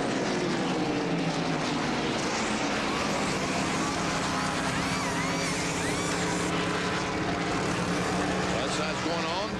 That first lug nut tighten on the right rear, so the jack goes down. 16, 17, 18, 19. Pretty good pit stop. 20 seconds flat. Just a little less than 20 seconds for Geoff, and he moves back out onto the racetrack. And so as we approach the halfway point, it's still Ernie Irvan leading the First Union 400. We'll be right back. Ernie Irvan leads the First Union 400. Here's the battle for second spot. That is Jimmy Spencer in 27 and Rusty Wallace in 2. Well, as a result of that fantastic pit stop by Rusty Wallace, he has gotten into second place. But now he has moved back to third. Or about to, at least. Spencer's trying to move him back to third spot. He finally does that. Of course, Rusty's tires are older. He was one of the first ones to stop. We've been out there a little while on them. And I tell you what, I don't know that these guys are not gaining on our leader, Ernie Irvan, although Ernie Irvan is caught in pretty heavy traffic right now. There he is as he's going by Darrell Waltrip, putting him a lap down. That's Dick Trickle right in front of Ernie. By the way, Dick Trickle, they carrying the Meineke muffler sponsorship off the Joe Nemechek car. Well, the most recent round of pit stops saw Rusty Wallace having just an absolutely fantastic tire change, and not a bad one for Ernie Irvan either, as his Texaco Haviland crew did a great job getting him in and out of the pits with 4 tires and fuel. Let's watch as Joey Knuckles wears the crew cam. Lug nuts are loose. Tire goes on. Jeff Clark drops that jack. Let's just listen.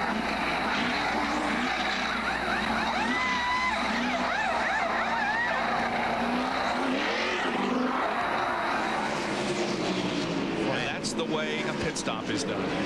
You talk about a frantic Friday and what kind of Saturday? A Saturday scramble. What kind of Sunday would you call it? Man, madhouse down there. Big Trickle moves over. Irvan goes by. With fresh tires on, here's how much you increase your speed from 104 before the tire change to above 113 with the fresh set. Now that's a truer reading than we saw a little bit ago, because he had run the full stop on the tires this time, and the other time he had only run 30 or 40 laps. There's 2, 3, and 4. Spencer in second, Rusty Wallace in third, and Kenny Schrader has moved up right on the back bumper of Rusty Wallace. Schrader has the freshest tires of that threesome. He stopped a little bit later than they did. Jerry Punch is with Greg Sachs down on pit road. Actually, Bobby's back in the garage area after qualifying 6. They had a great run going, Greg. It was going awfully well, and we had a problem. What happened? Well, I'll tell you, Jerry, it's a real shame. The USA Jasper and Ford Thunderbird was really strong today. You know, we got caught in the beginning there, speeding on pit road, and that cost us a lap, but the car was real strong. We were coming back well, and apparently cut down the right front tire going into turn 3. The car just went straight up into the wall. How bad's it hurt?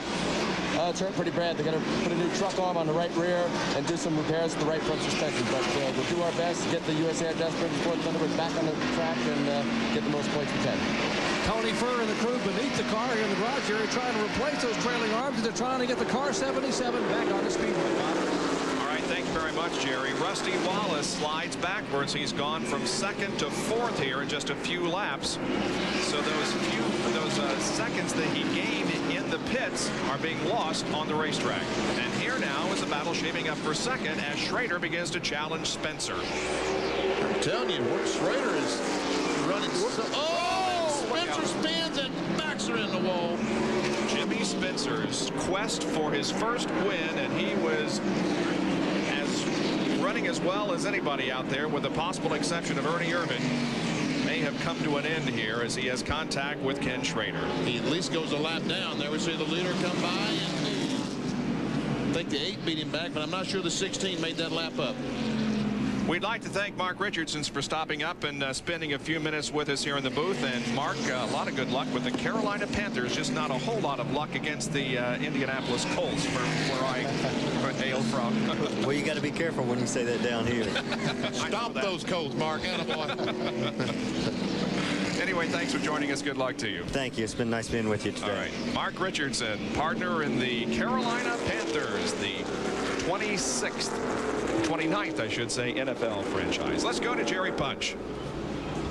And we should be seeing pit stops as Ernie Irvan leads the parade down pit road. He is the first car to come down at 35 miles an hour. One car spins, and apparently Jimmy Spencer retaliated a little bit with Kenny Schrader. As Schrader's car gets spun sideways, Spencer brings the mangled McDonald's Ford down pit road. I'm sure NASCAR will take a long, stiff, hard look at that as the car number 28 now getting left side tires. Here is Kenny Schrader finally getting to his pits as they, I'm not sure whether that's steam on Schrader's windshield or possibly just water they sprayed there to clean it.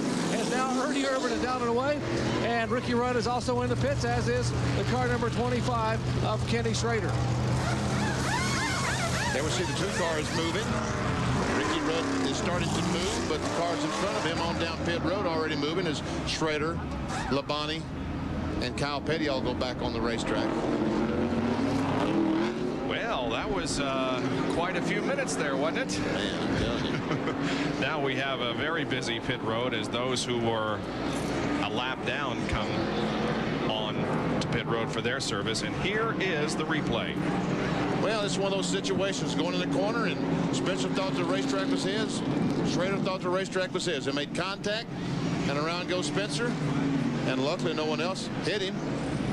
And from another angle, Schrader gets the nose up there going into the turn, and Jimmy comes down as he normally would going into that turn. Schrader hits the curbing on the inside with his left wheels, threw him right on over into Spencer. And then here's what happened as they were slowed down and Kenny was about to make a pit stop. Well, Jimmy runs up and gives him a pretty good bump. And again, lifts Schrader's back wheels off the ground and spins him right around. Well, of course, you think of the possibility, at least, not saying that it's going to happen, but the possibility of a penalty box situation occurring, and I guess that is indeed what is occurring as the NASCAR officials are standing in front of McDonald's Ford and holding him for his retaliation to Kenny Schrader. That reminds us that the Stanley Cup playoffs are in action, and tomorrow night at 7:30 Eastern Time, you can enjoy the New York Islanders against the New York Rangers. That's the Stanley Cup playoffs on ESPN tomorrow at 7:30 Eastern Time. Now, Schrader came back in the pits, and they had the hood up, didn't they? I was watching all the replays, and I just saw him down the pits, and they looked like they were putting the hood pins back in. I don't know, and there's Spencer still sitting in the pits. Jimmy Spencer still on pit road, being held by the NASCAR officials. Short track racing at its best, friends, and we're just a little past the halfway mark. Stay with us for more of the First Union 400. Welcome back to North Wilkesboro and the First Union 400 NASCAR Winston Cup race under caution. And here is our Busch Beer race summary. Ernie Irvan, look at this, has led 205 of the first 213 laps. 5 lead changes, 3 drivers. 7 cars are on the lead lap. We've been under caution for 3 times, and the average speed of the race is 99.369 miles an hour. Those that have led a lap besides Irvan, just Kenny Schrader and Bobby Hamilton. Those that have dropped out of the race, only 1 driver officially out. That is Jay Hedgecock, although the 77 car remains on pit road with Greg Sachs. Here's Jerry Punch. Kenny Schrader making his 3rd stop on pit road during this caution period as we get the 1 to go signal from our flagman Green next time by. Apparently they have bent the tie rod in the right front. They had no time to fix it now. The tire is towed out just a little bit. That contact bending the right front tie rod in the Kodiak Chevrolet. Meanwhile, they held the 27 car at 5 laps, could not get the car refired. Now they push the car back up pit road and apparently will head toward the garage area. So both cars and drivers involved in that little incident were damaged in some way as the Family Channel blimp hovers high above the racetrack and right over the head of Doyle Ford. Here's a replay now of the Schrader and Spencer incident. Well, Schrader gets on the inside of Spencer going into turn 3, and right here's where he bent his tie rod when he jumped up on that curbing down on the inside. And they get together. Spencer spins into the wall, and then when they were headed down pit road, Jimmy came up to retaliate a little bit, runs into the back of Ken Schrader. You can see it bent the back bumper there just a little bit, hits him again, takes his wheels off the ground and spins him right around. 5-lap penalty for Jimmy Spencer. Here's the green flag. We go back to racing. It is Schrader now falling back to 7th position as Rusty Wallace is 2nd, followed by Labonte. Earnhardt is to 4th, and Kyle Petty up to 5th. Yeah, Kyle Petty got back in the lead lap during that exchange of green flag pit stop, which documented how well he had been running, and so he got back in the lead lap on those green flag pit stops.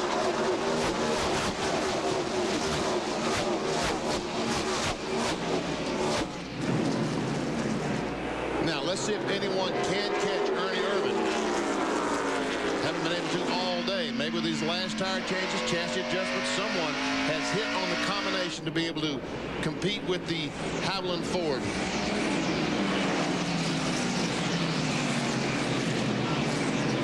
We'll go high above in the Family Channel blimp and show you a few laps from that vantage point.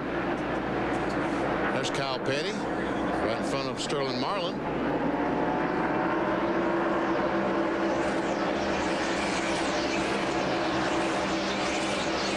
Punches with Jimmy Spencer. And they are trying to raise the car up to get the jack beneath the car. He sits inside the car. Jimmy, after a great run out there, you're in the garage. What actually happened? Well, Kenny Schrader just ran down in the corner and hit me, spun me out. I don't believe it was intentional.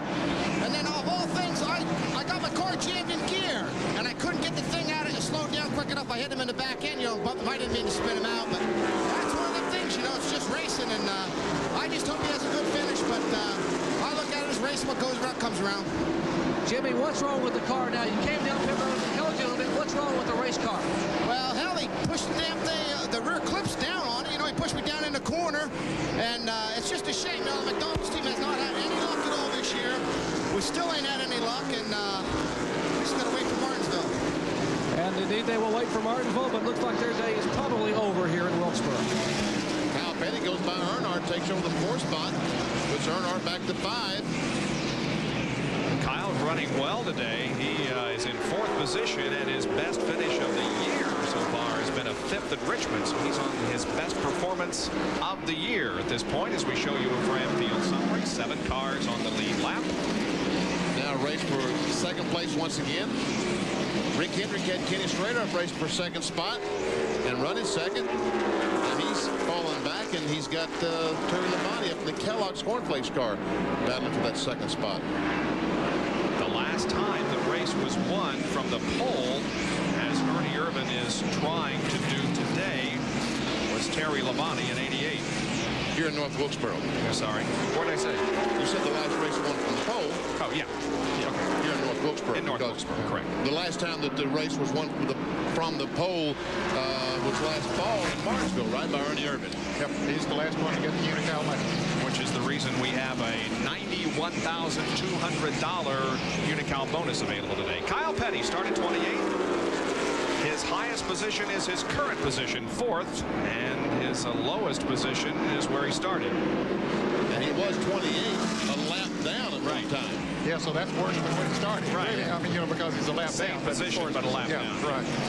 Here's John Kernan.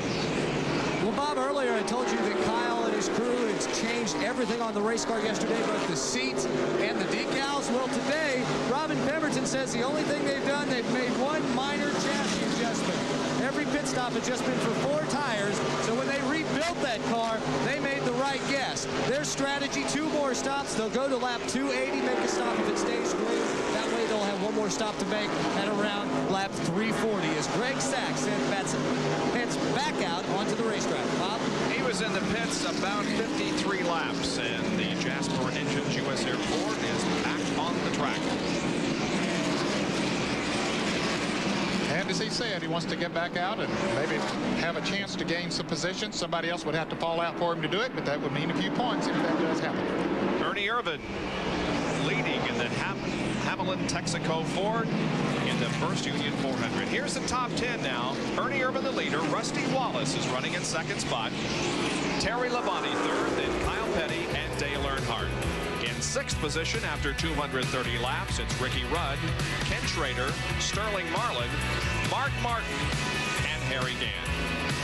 Stay with us for more of our live coverage from North Wilkesboro. We'll be right back after these messages with more. This is the 7th race of the season for the NASCAR Winston Cup cars at the First Union 400 in North Wilkesboro, North Carolina. And the leader is Ernie Irvan. He has led 229 of the 237. Here is Mark Martin, who is in 9th position, a lap down. We'll move inside Mark's car. Take a lap or so with him as he goes around. We'll watch the telemetry and see what kind of RPMs, what kind of speed he's able to attain.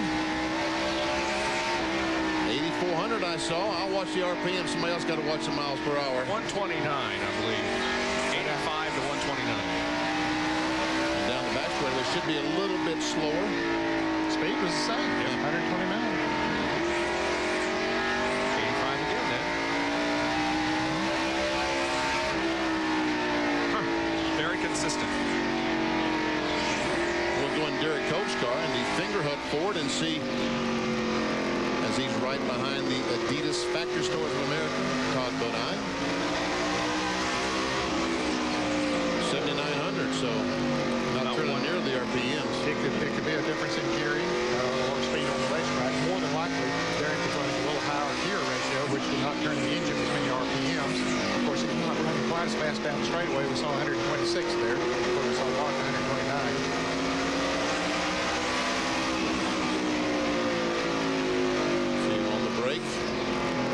Chuck Bound to the inside going by. Uh-oh, John Andretti's in the wall. Turn 4 between 3 and 4.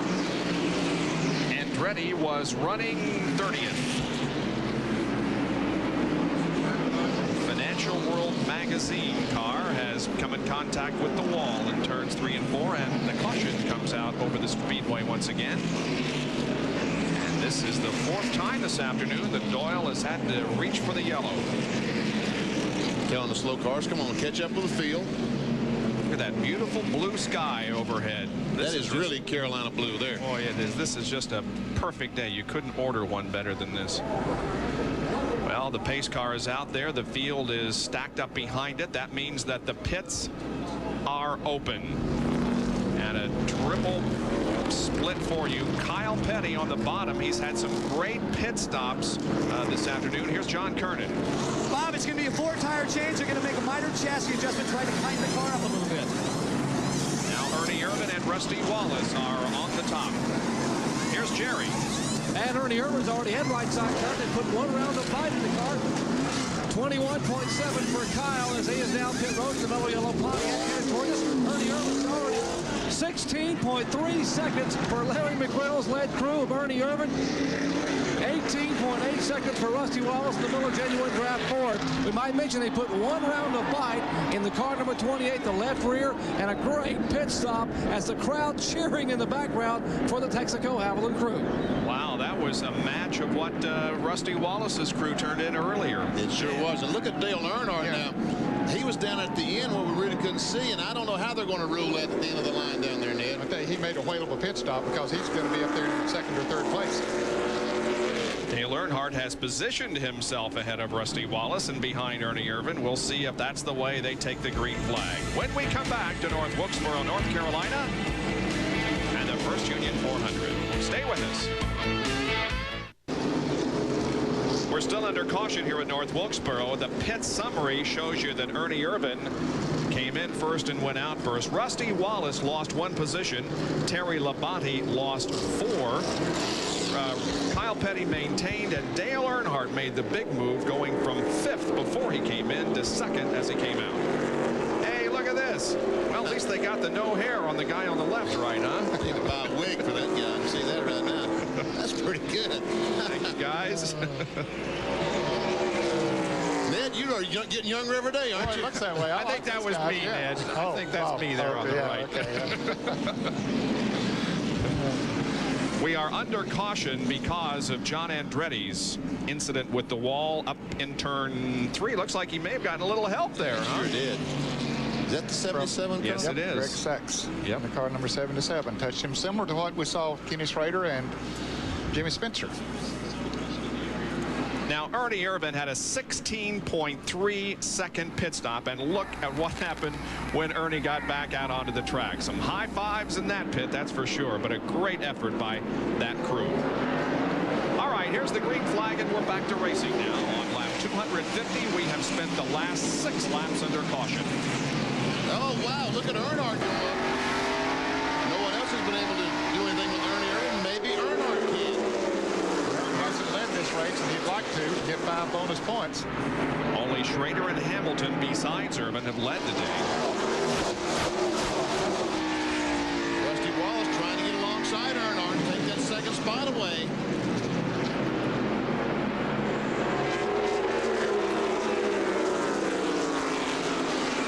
There's still 7 cars in the lead lap, and there are 2 of them battling for 2nd place. Mark Martin, picture there, shown in the 8th position. He's 1 lap down.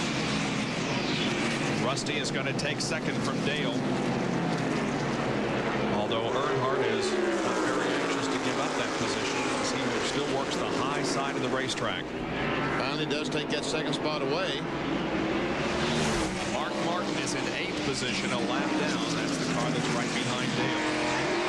And I'll tell you while we watch this, Jimmy Spencer has got the McDonald's Ford. Boy, he's back on the racetrack. Riding with Mark Martin.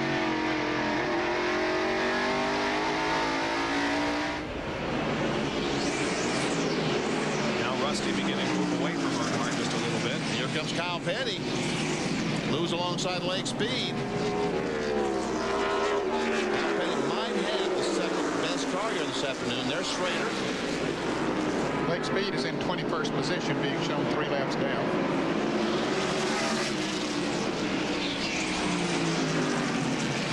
Here's an Autolite field summary. There are 7 cars on the lead lap. Labonte in 7th position. There he is, running along alongside Ricky Rudd. And taking the spot away, and here comes Jeff Gordon. He is a lap or so down. 1 lap, yeah, 11. Hey, look at this. Now Petty challenges Earnhardt for third and gets it. Petty running right on the bottom of the racetrack. Looks like his car is hooked up, and here comes Schrader to take the spot away from Earnhardt. So Dale drops from second back to fourth, and maybe fifth here in just a few seconds is going to be. So, something not right with that the way that Dale would like to have it. As we watch this, Chuck Bowen has just retired for the day, pulling the car in the garage area. Chuck was being shown in 16th position. He was 2 laps down, having a good run. Right inside with Mark Martin. Right beside of him is Michael Walker, the Pennzoil car. That was not for position. Michael's still a lap down to Mark Martin. 2 laps down to the leader. Michael is in 14th position. Here's Harry Gant in the Skull Bandit car. Let's say hello to Ed Whitaker, who had double bypass heart surgery this week. Harry Gant drives Ed Whitaker's car in the Busch Series, and they've had a win so far this year. And that is a battle for position. Both of those drivers a lap down, so that's the battle for 8th. And there is Dale Earnhardt, who has dropped back to 5th. Jerry, what's wrong? I just spoke to Richard Childers. He said the problem they've got is their car is just too tight to run down low in the bottom of the racetrack where the other cars are very, very fast, 28-2. After about 10 laps, their car comes in, but they've run their better laps up high on the outside groove. And Earnhardt said the car is very, very tight, very difficult to turn, particularly from the middle of the corner out. Well, we mentioned that very early in the race about how this car seemed to be working better up high. Yes, we did. And Earnhardt, being the professional he is, has been able to find where his car runs best around the racetrack. No one else is running that groove, but Earnhardt is and making good time, as good as his car will run. Ernie Irvan from Modesto, California. There we see Spencer, McDonald's car. Second, third, battle for second. Here's Petty moving inside of Rusty. He has run him down, caught him, passed him. Boy, Kyle, by far his best performance of 1994 today. He was quoted in the paper saying his car was junk here on Friday. Well, they've done something. Yeah, they have. He was the second round fastest qualifier yesterday, but still started back in 28th position, but now he is to second.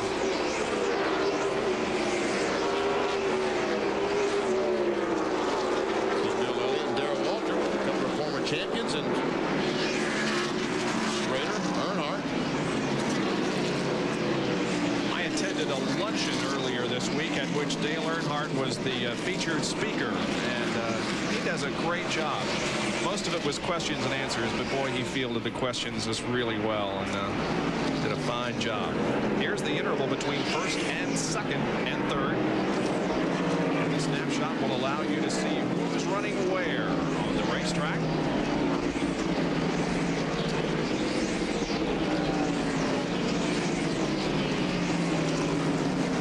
And here comes Ernie once again to complete another lap.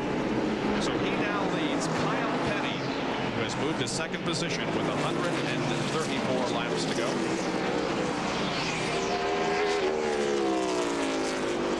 Rusty Wallace is running in third spot. Ken Schrader has now moved to fourth, and Dale Earnhardt has dropped back to fifth position. 6 through 10, it's Terry Labonte, Ricky Rudd. Harry Gant is running eighth. Rick Mast is ninth, and Mark Martin is running in 10th position. Stay with us. More live action from North Wilkesboro, North Carolina, coming up. Following the race today, special Rusty Wallace merchandise available to you right here on NASCAR Shop Talk. This item and many others with this guy, Rusty Wallace, climbing from the car and joining us right here. You'd better hurry. It was a quick trip. I made it, though. Right after the race, join us for Shop Talk. That's coming up at 4 o'clock Eastern Time, about 1 hour from now. It's 3 o'clock Eastern Time, and if you're just joining us, welcome to the First Union 400. 273 laps have been completed. Ernie Irvan is the leader of the race, with Kyle Petty running second. We're riding with Rusty Wallace. He is third. Fourth is Dale Earnhardt, and fifth is Ken Schrader. Earnhardt passed Schrader while we were in break, and so Dale is headed back toward the front, or at least he gained one position. By the way, that is a new Shop Talk. Rusty was a guest last year on Shop Talk. This is an all-new show. He and Eli. And there's the guy that's been dominating the competition today. I guess we call him the dominator. Well, we've already got a guy with that name, though, don't we? He has led 266 of 274 laps. And I think the only time he didn't lead was during those laps when he was making a pit stop or trying to get back to the lead. Here's Jerry Punch. Guys, in years past, the teams used to build cars for the different sizes of racetracks, short track, intermediate track, and super speedway. But now, the 28 team, they built the car depending on the banking of the track. This is their flat racetrack race car.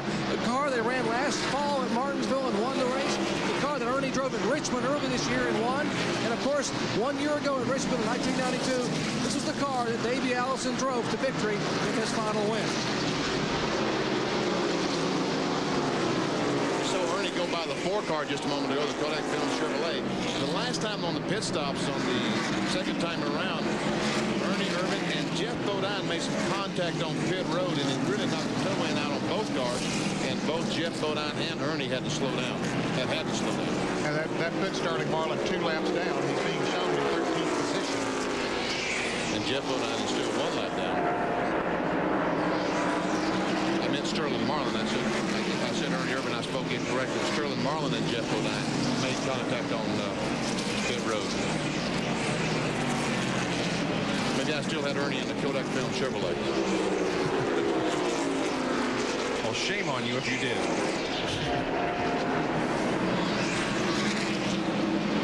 There's our leader, our second place car. There's Kyle Petty for second place. Petty has climbed from a low of 39th in points after Daytona to his current standing of 11th in the point standings. Last year he finished second in this race. Kyle Petty did. Right now we're riding with Derrike Cope. Derrike Cope is 26th right now. Down to 87. Let's see what the top end is. 25.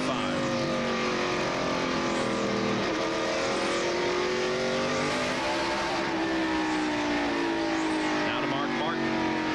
Camera over his left shoulder. Oh, that's a weird looking shot.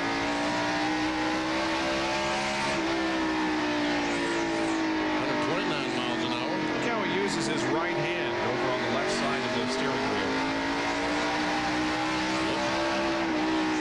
By the way, you saw Darrell Waltrip pit just a few laps ago, and you can see how he, with the new tires, has been able to pass Mark. Mark a little sideways as he come off the corner, had to correct quickly. Maybe he's trying to keep up with Darrell with those fresh tires. It ain't gonna work, Mark. If they use the brake, getting into the turns here.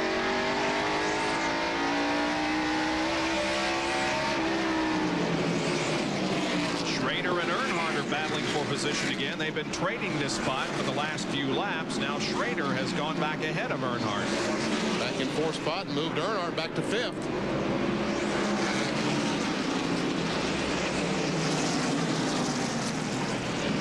Whoops, can't go 3 wide here. Dale, he won't try that.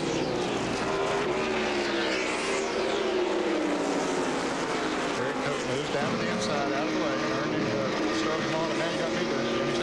To the outside. Whoops. Contact there between Sterling and Earnhardt. Sterling, you'll remember, led 190 of the 400 laps in last year's First Union 400. All right, it's the Boulder. Yep.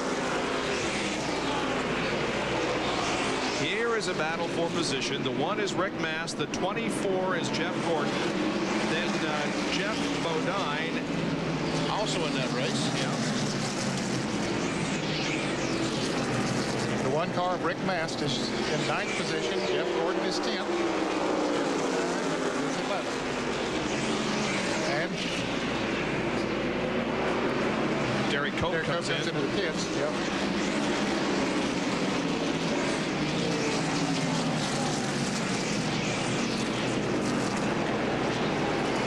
Mast gets alongside of Sterling Marlin, and I thought Jeff Gordon would make the three abreast. So did I.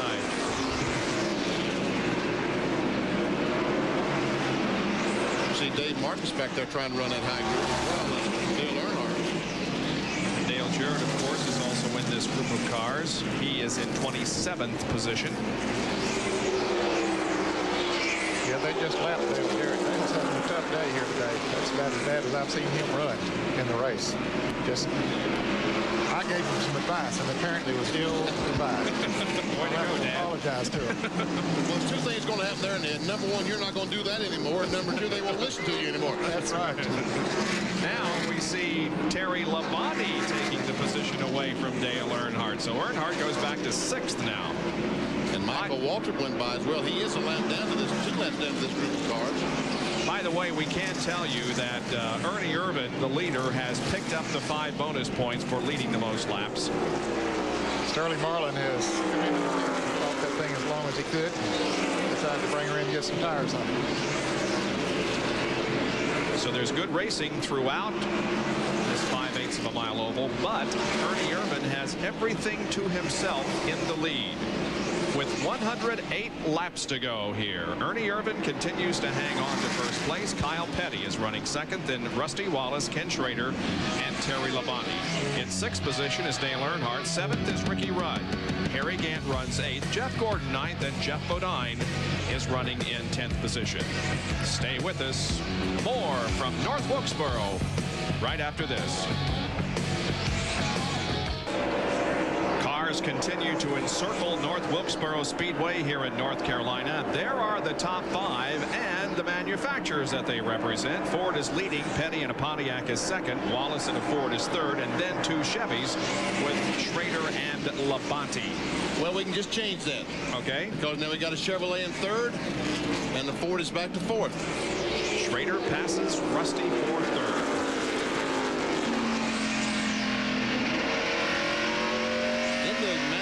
Championship, the highest finishing position as far as the manufacturer is concerned, like right now, Ernie Irvan is leading the race in the Ford. They would get 9 points. The 2nd place car is a Pontiac. They would get 6, and the 3rd manufacturer is a Chevrolet. They would get 4 points. So Ford would gain 5 points on Chevrolet today. If there were 5 Fords in the middle of a Pontiac and Chevrolet, it doesn't make any difference. Right. Only one car of each brand earns points. That's correct. You can sit there and I could anyway. Schrader passing Jeff Burton, and now pulling up behind Hut Stricklin. Here is Brett Bodine with the Quaker State Ford in. Jerry? And 4 tires, and it take 1 round, and making 2 rounds, making 3 rounds. The wedge out of the left rear. They take some bite out of the left side of the car. The car's just too tight, and he is down and away after a routine pit stop. Bodine rolling back out onto the racetrack, while Schrader and Wallace continue their tussle for 3rd. Here's Bill Elliott nipping in that pit road. Let's see, Ned, where's he? 15th? 15th. He was 3 laps down before he came into the pits. Here's that paddle again. Rusty trying to get on the inside of Schrader. He might have him there. They get awfully close coming off the turn. Schrader has already been involved in an altercation with Jimmy Spencer. He wondered whether or not that car was going to perform the way it did before the incident, and he's doing all right.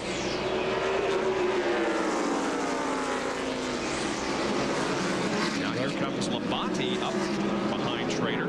I'm not sure Schrader's car is running quite as good as it was earlier. He was able, after they ran 20 or so laps, he was able to come up and get in 2nd place just about every time. He couldn't do much with Ernie Irvan, but he was beating everybody else. He stayed on the lead lap, but the car isn't quite as good as it was. And Labonte takes over the position from Schrader. Well, we anticipate a round of pit stops happening here, which should be the final round of pit stops. So we're going to take a break here while we have relatively little action on the track or in the pit area, so we can cover these green flag pit stops. We'll be right back. In North Wilkesboro, where Ken Schrader has just made contact with the third turn wall and bringing out another caution, our 5th of the day. Schrader, of course, was running up in the top 5 or 6. And he did lose a lap. Ernie Irvan, the leader, went by while he was sitting up there. So now this is going to set up what could be our final round of pit stops. See the left front tire flat on Schrader's car. This is the overhead shot from the Family Channel blimp being piloted today by Steve Tomlin. We're going to be following on this round of pit stops the 3 fastest crews that we have seen. Ernie Irvan, Rusty Wallace. Here they come on to pit road, those on the lead lap. Here's Jerry Punch. As you watch all the action in the pits, Ernie Irvan already has right side tires off as Rusty Wallace is now getting into his pits. Now left side, Joey Knuckles falls down, coming around the front of the car. Kyle is already out, but he's been way up to turn 4 as they race back to turn 1. Let's go back there. Kyle Petty's coming down pit road, and Dale Earnhardt just got to his pit. Ernie Irvan is left. Kyle Petty's coming down. He's going to be second, and here goes Rusty Wallace. He will come out third. Now let's see if Labonte beats Earnhardt. Yes, he does. Boy, look how close Irvan and Wallace were on their pit stops. 18.8 and 18.7. Earnhardt just a little bit slower than that. 19.1 for Dale, but all 3 crews turning in excellent performances once again.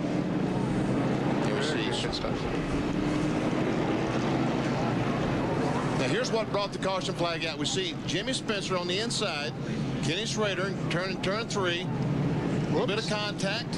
Looked like Spencer's car that time hit the curbing down on the inside and bounced over into him just a little bit, and around he went. Third time that those guys have come together now on the racetrack, and again we're going to see Jimmy Spencer sent to the penalty box. The NASCAR inspector has moved in front of the car to hold it there. Mike Hill is pleading his case with the inspector. Doesn't seem to be working. It's Mike Hill, the crew chief, standing there beside of the NASCAR official.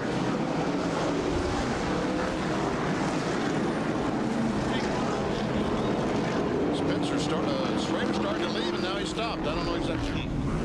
Okay, here it is again. We'll see if he hit the curb. Looks like his car just bounces up a little bit. Yeah, right there. Yeah, it does. It bounces up and right over into Schrader. Yep. I don't believe that was anything intentional. I think he just got that wheel down on that curbing and bounced right over into him. I don't know. In any case, Schrader spins into the wall, and another caution comes out. Back with more racing from North Wilkesboro after this. In the First Union 400.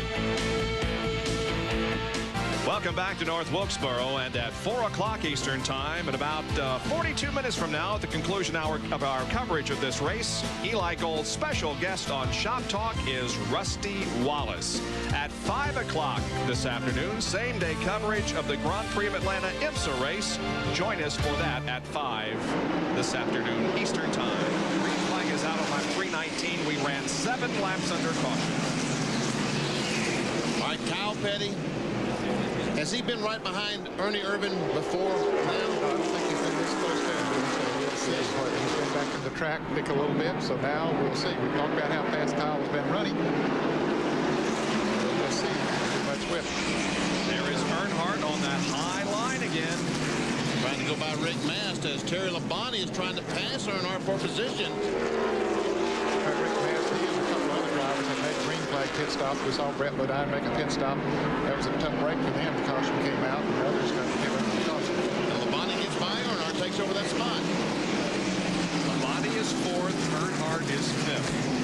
6th place. The only other car on the lead lap is Ricky Rudd. I'll tell you what, it looks to me like Kyle Petty is might be have something for Mr. Irvan.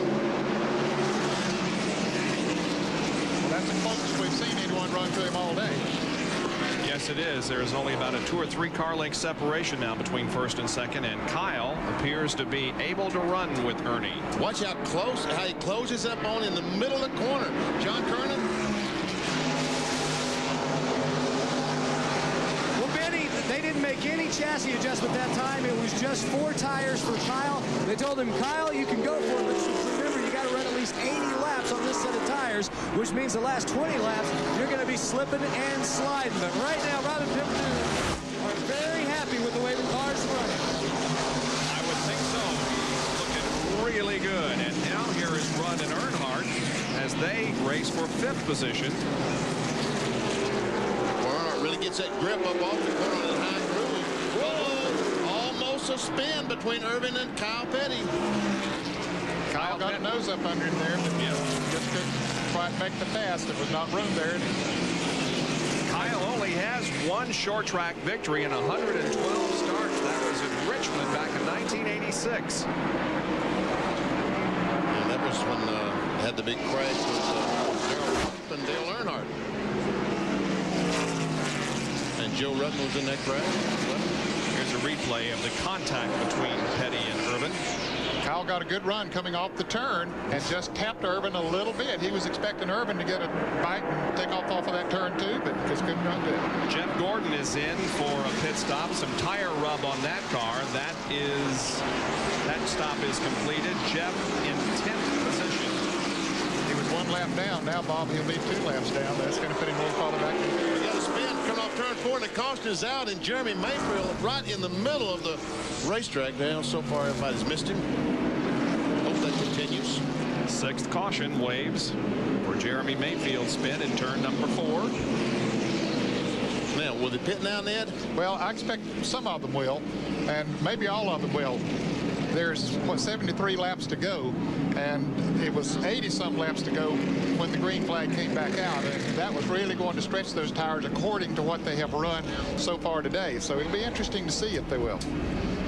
Kyle Petty just pulled up beside of Ernie Irvan off turn 2 and said, man, I'm sorry I hit you a little bit ago. Pretty nice move. Yeah. Well, let's see. We're going to see here in just a second. Yeah. Yes, here they come. Jerry Punch. They would have had to go on 88 laps on the set of tires they have on right now. Now by pitting, they will go 72 laps. So as they come down pit road at 35 miles per hour, as Kyle Petty is already in the pits where John Kernan is standing by. Jerry, right side tires already on, left side tires going on. It's going to be another quick pit stop for the crew. They had one at 17.6 last time Kyle's away. 18.6 this time. Ernie Irvan still must have had some trouble on the right side. They're around to the left. Here comes Kyle Petty down pit road. Ernie's spinning the tires on the jet. See that right rear spinning? They're having trouble. Rusty at a 16.2. He's going to take the lead, and Ernie finally leaves. He's going to be about 4th place right now. Ernie Irvan had some trouble and will go back to 4th place. Wallace with a 16.2, Irvan with a 21.8, and there is Dale Earnhardt. Wow, a 16.2. So we're going to find out just how tough Ernie Irvan is. Can he pass all these guys and get back to the front? He's going to have to do now what he hasn't done just about all afternoon, and that is pass some cars to get back into the lead. You'll see Jeremy Mayfield right in front of Derrike. And Jeremy did all that by himself. Jerry, what happened to Ernie Irvan? As you were watching the pit stop, guys, you saw Benny even commented, his left rear, his rear tires began to turn. Ernie's foot slipped off the clutch, and with the rear tires turning, they could not tighten the lug nuts until he hit the brakes and stopped the tires from turning. But that cost him about an extra 4 or 5 seconds, and it cost him 3 spots on the racetrack. So now Ernie Irvan will have to pass about 3 or 4 cars to get back up into the lead. Can he do it? Well, we'll see when we come back with more from North Wilkesboro. With the left side jacked up. But anyway, his foot slipped off the clutch and both rear tires were spinning, and they couldn't tighten them as the tires were spinning.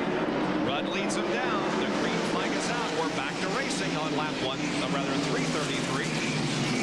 And Rusty Wallace knows this is his best chance to lead a lap here today. Ricky Rudd stayed out to get 5 bonus points and did not make a pit stop. Now Rusty Wallace might get a chance if he can pass Rudd on the outside. He has fresh tires. Yeah, Rudd did not make a pit stop, and so he to the front in the first Union 400.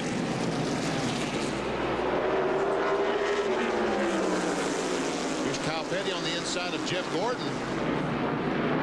And we see Labonte. Terry Labonte's hung on the outside of Rick Mast. Jeff Gordon is 10th.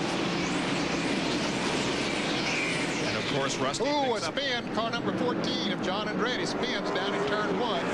His second spin of the day. His other one was at the other end of the racetrack. I don't believe it's going to bring out a caution. He's okay. Yeah, he's going again. He was in some heavy traffic. Somebody bumped him going into the turn.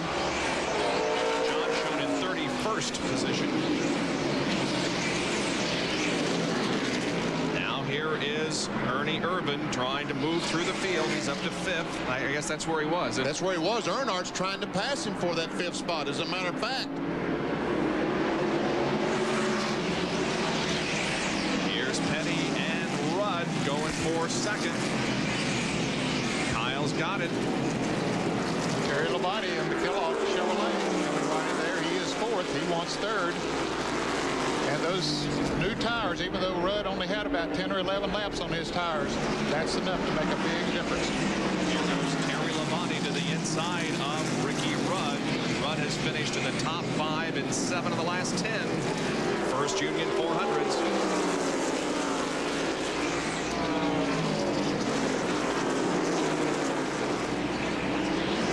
Rusty Wallace has a lot of open racetrack ahead of him.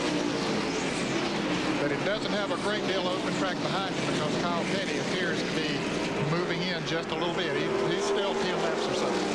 Right now, Ernie Irvan having all kinds of problems getting by Jeff Bodine. He is much faster. We see him close up, but he just can't get alongside to get in front. And Jeff Bodine, how many laps is he down? Plus 1. He's in 7th, 1 lap down.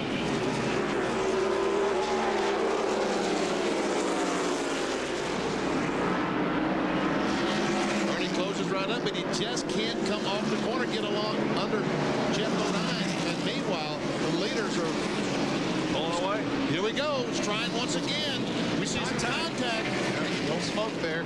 That was the tire rubbing against the sheet metal. Jeff Bodine. So now Jeff moves over and lets him go.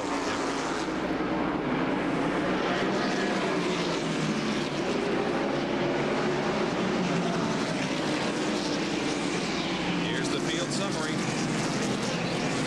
Is 5th after leading most of the laps. Trouble on pit road, though, has put it back to 5th. 6 cars on the lead lap.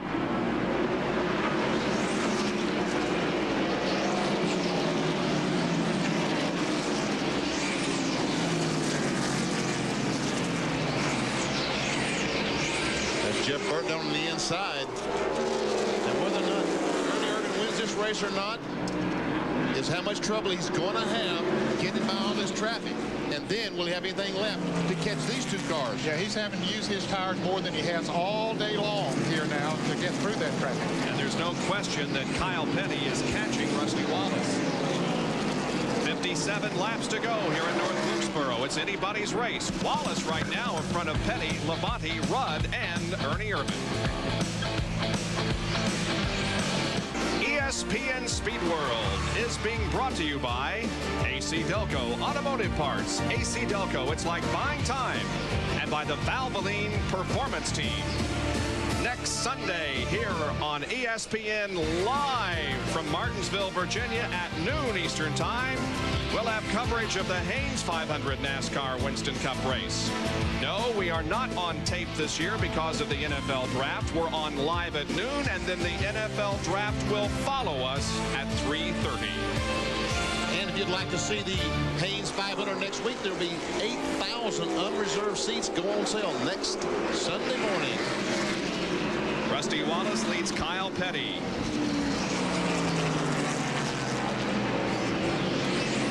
Terry Labonte and Ernie Irvan. That's our top 4 right now. The 3 car, Dale Earnhardt is running 5th. Ricky Rudd has moved back to the 6th spot. Well, Labonte is closing in on Kyle, isn't he? He certainly is. Yes, he is. And Kyle has been gaining on Rusty, and now Terry Labonte is gaining on both of them. And it looks to me like all those cars are gaining on Ernie Irvan. He is not going to the front, Ned. No, he's not. And as we mentioned, he had a lot of traffic to come through. Had some trouble getting by some of them, and might have used his tires up certainly more than he wanted to, and might take its toll on him. There is Earnhardt back in 5th position, and in 6th spot is the 10 car of Ricky Rudd. No, Rudd is behind Earnhardt right now. Earnhardt has gotten by Ricky Rudd. In fact, those what you said, tires that Ricky Rudd did not put on tires, did not make a pit stop, and boy, it is really beginning to show there now. There again, there again, in the 8th position, 1 lap down. Now, the only thing he accomplished there, Ned, was staying out there and getting the bonus points. Yep, and he could have done that just by staying out there an extra lap and then making a pit stop, but I guess they... Of course, Ricky's a car owner, you know, that's another... Exactly. We're not running... $1,100 or so. That's right. All right, Jerry, what's wrong with Ernie Irvan? Well, after having the car to beat most of the afternoon, I just spoke with Larry McGraw and said, can you believe it, Doc? For the first time today, we have developed a push in the car. Ernie cannot get the car to turn in the middle of the corner. This set of tires, not what we wanted to put on in what was supposed to be their final pit stop. Let's go to John Kernan. Well, Jerry, this set of tires on Kyle Petty's car also not as good as the last set of tires. Kyle's problem, it's not a push in the turns, but he's spinning his tires coming off the corner. It's not hooking up. So Kyle Petty also having some handling problems. Kyle moving to the inside there of Jeremy Mayfield, car number 95, but he has Terry Labonte to contend with here as Terry has caught him. Kyle started 28th, has been as high as 2nd. That is his current position, and he was a lap down at one point. Kyle Petty was 2nd in the point standings on the short tracks last year. If we had a short track point standings, as Labonte tries to get alongside of Kyle Petty. And he does it going into turn 3. Kyle just backs up, lets him go. He knows that Terry's faster than he is right now, so he's going to let him go. He's not going to race with him. Not use up those tires any more than he has to for another caution, so he can get a different set of tires on the mellow yellow Pontiac.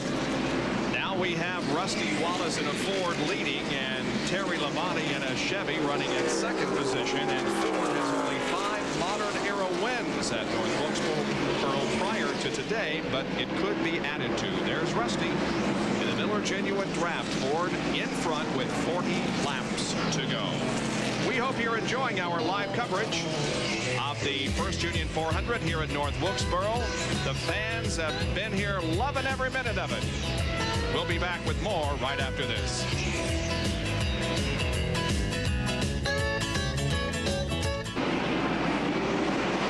Rusty Wallace leads at North Wilkesboro. You're watching from overhead in the Family Channel Blimp. Now, here are the top 10 in the points when we went into this race and where they're currently running. Dale Earnhardt, the points leader, is currently 5th. Ernie Irvan has moved to 3rd. Mark Martin, 13th. Schrader, 9th. And Lake Speed is 14th at the moment.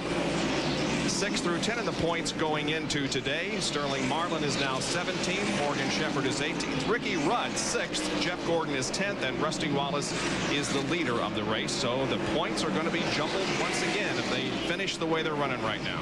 But look at that. Right behind Rusty Wallace, Terry Labonte. That Kellogg's Cornflakes Chevrolet, that big rooster, is gaining on him. Just keeps moving closer and closer every lap. Ernie Irvan, as you noticed, did get by Kyle Petty. He now is running 3rd.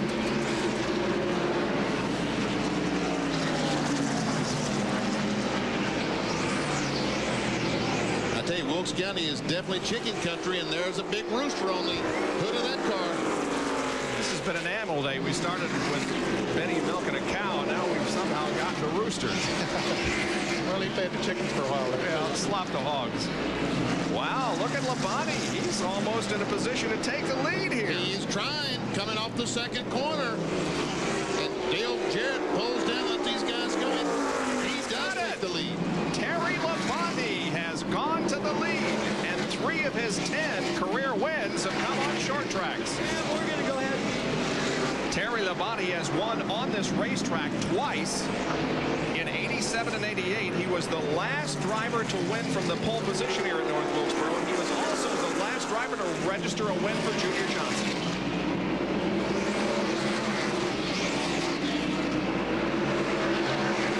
Now 27 laps to go now. Can Labonte hold on to the lead? There's his brother, Bobby Labonte, right in front of Terry.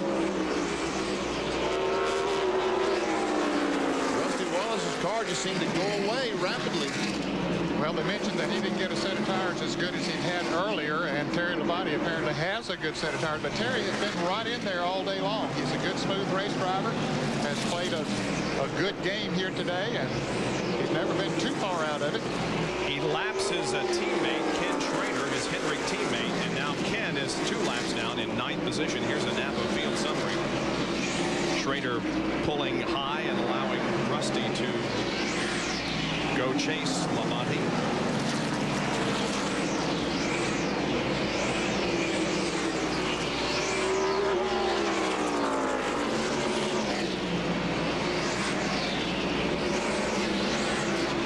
And Labonte just seemed to be getting stronger and stronger, and these other cars getting slower and slower.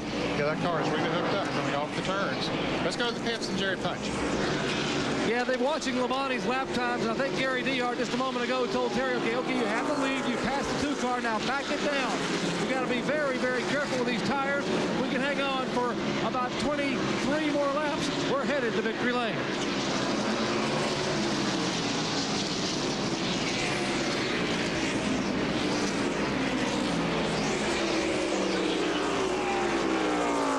This will be Labonte's first victory. Hendrick team. His last win was in 1989 at Talladega. He's done 135 races since he won. Wow.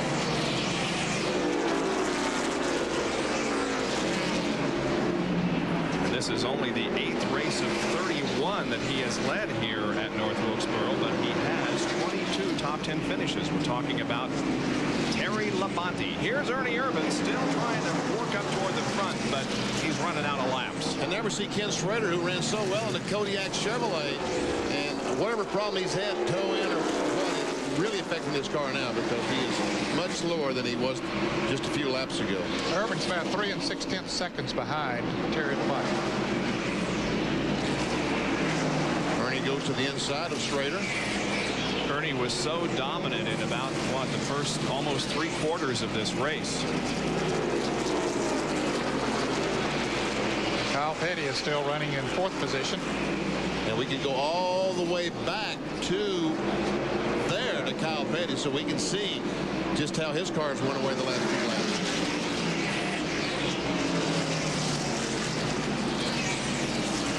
Geoff Bodine sneaking under him. Bodine is in 7th, a lap down. Dale Earnhardt, meanwhile, is back in 5th position. There he is.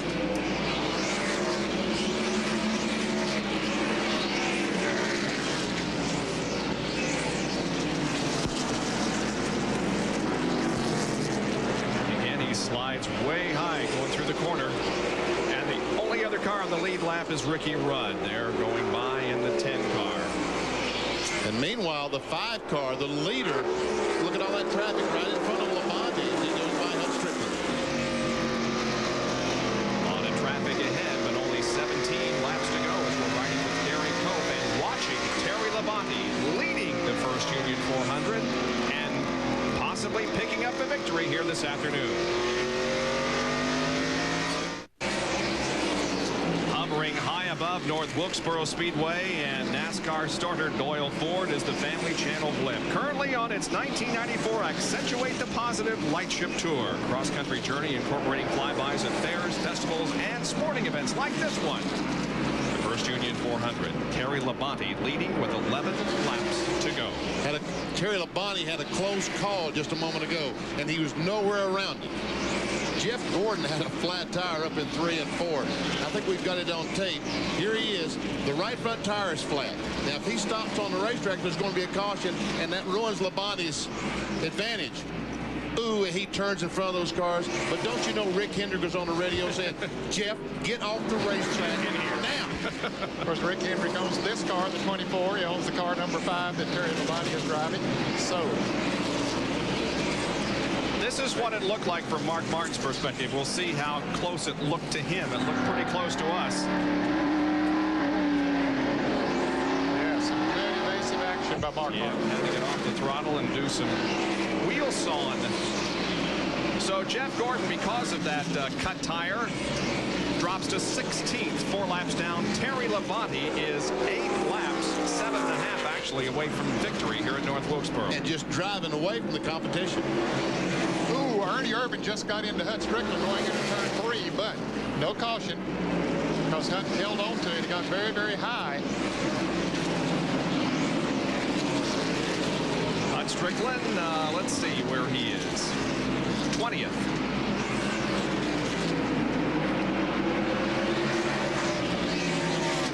It was another one of those situations that Ernie caught Hut going into turn 3, and Hut perhaps didn't know he was out there, and Ernie started under him and touched him just a little bit and same high, but no major damage done. Terry Labonte, of course, a former NASCAR Winston Cup champion, started 10th today. His lowest has been 19th, and he is currently our leader.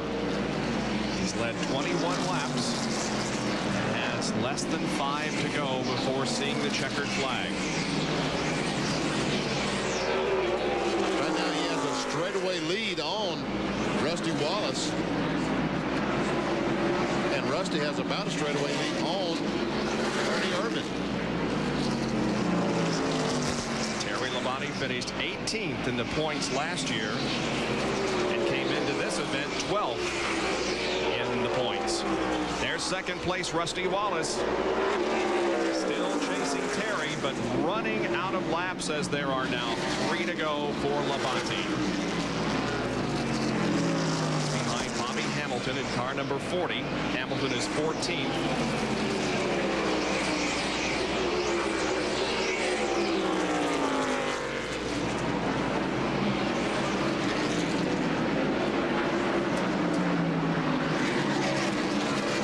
Just 2 to go now, Bob. Yep, 398 completed. Look at the hope on the faces of Terry Labonte's crew members. How long can you hold your breath? Well, guys, you've got less than 2 laps now. Actually, less than a lap and a half to hold your breath, because here comes Terry Labonte in the Kellogg's Cornflakes Chevrolet off the 4th corner. Getting the white flag. There is 1 more lap to go for Terry Labonte from Corpus Christi, Texas, a 1984 NASCAR Winston Cup champion who is about to record a victory here this afternoon. Here he is through turns 3 and 4, and Labonte wins the first Union 400.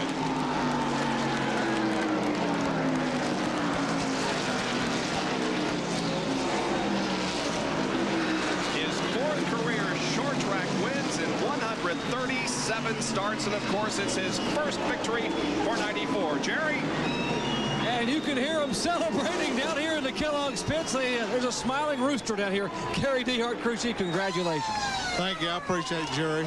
That's a brand new car we had today, and it just worked wonderful all day long. At first, we got the right fender knocked in a little bit, and then knocked the toe in a little bit, but it was a little tight, but we played with it all day long and got it back with air pressure, and the car's good. Terry drove his heart out, and we love him, Kellogg's, Chevrolet, and everybody.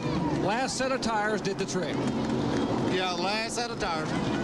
Gary DeHart, as they celebrate here, they're jumping up and down, and they will head to Victory Lane, which is on top of a building, the media center, here in the very center of North Wilkesboro Speedway. Bob? It's his 11th career win and his 3rd at North Wilkesboro. Terry Labonte drives to Victory Lane. We'll visit with him in just a moment. Well, Terry Labonte's car has been raised on the platform to the top of the media center down in the infield. And in just a couple of seconds here, Labonte is going to be climbing out of his Chevrolet and receiving the applause of the crowd here this afternoon. What a great afternoon of racing, and good to see Terry Labonte in the winner's circle. Yeah, there's been 4 teams that have been dominating Winston Cup racing for about 20 races now, and it's good to see a new face in victory lane. Here's Dr. Jerry Punch. And you don't think that's a popular victory here. Terry Labonte climbs out of the big Chevrolet. And Terry, congratulations on an outstanding effort today. Thanks. I'll tell you, I just can't say enough for our sponsor, Kellogg's, Kellogg's Frosted Mini Wheats, GMAC, Valvoline, all the people at Hendrick Motorsports, you know, for giving me an opportunity to drive for them. Rick Hendrick and Jimmy Johnson, all the guys there. It's a brand new car, first new car we've had all year. We came up and tested it, and it was pretty good, and we thought we'd be pretty good. Oh, my God. Well, let's see if our mic still works. A little bit of a Gatorade shower. Yes, they're excited. I am too. It's great. Hey, as Gary Dehart comes in to celebrate, you need to thank your teammate, Jeff Gordon. If that car would have stopped on the track, you'd have had another pit stop as Rick Hendrick comes in here and gets, along with Kim, a great effort. Well, it was. You know, I was really sweating it late in the race. I didn't want a caution flag. It seemed like my car ran better in long runs, and that beat me a little bit, you know, for 20 or 30 laps, and we finally got going good. And then the 28 car, to tell you the truth, on the last flag, we had just about settled for second. We thought we could beat everybody but him. Evidently, he had a problem and we got hung up in traffic or something. But it was a great run for us. Gary Dehart, crew chief, and Eddie Dickerson, all the guys back that build the engines, build the cars, just did a great job for us. Chevrolet, Goodyear tires were great. I hope I thanked everybody.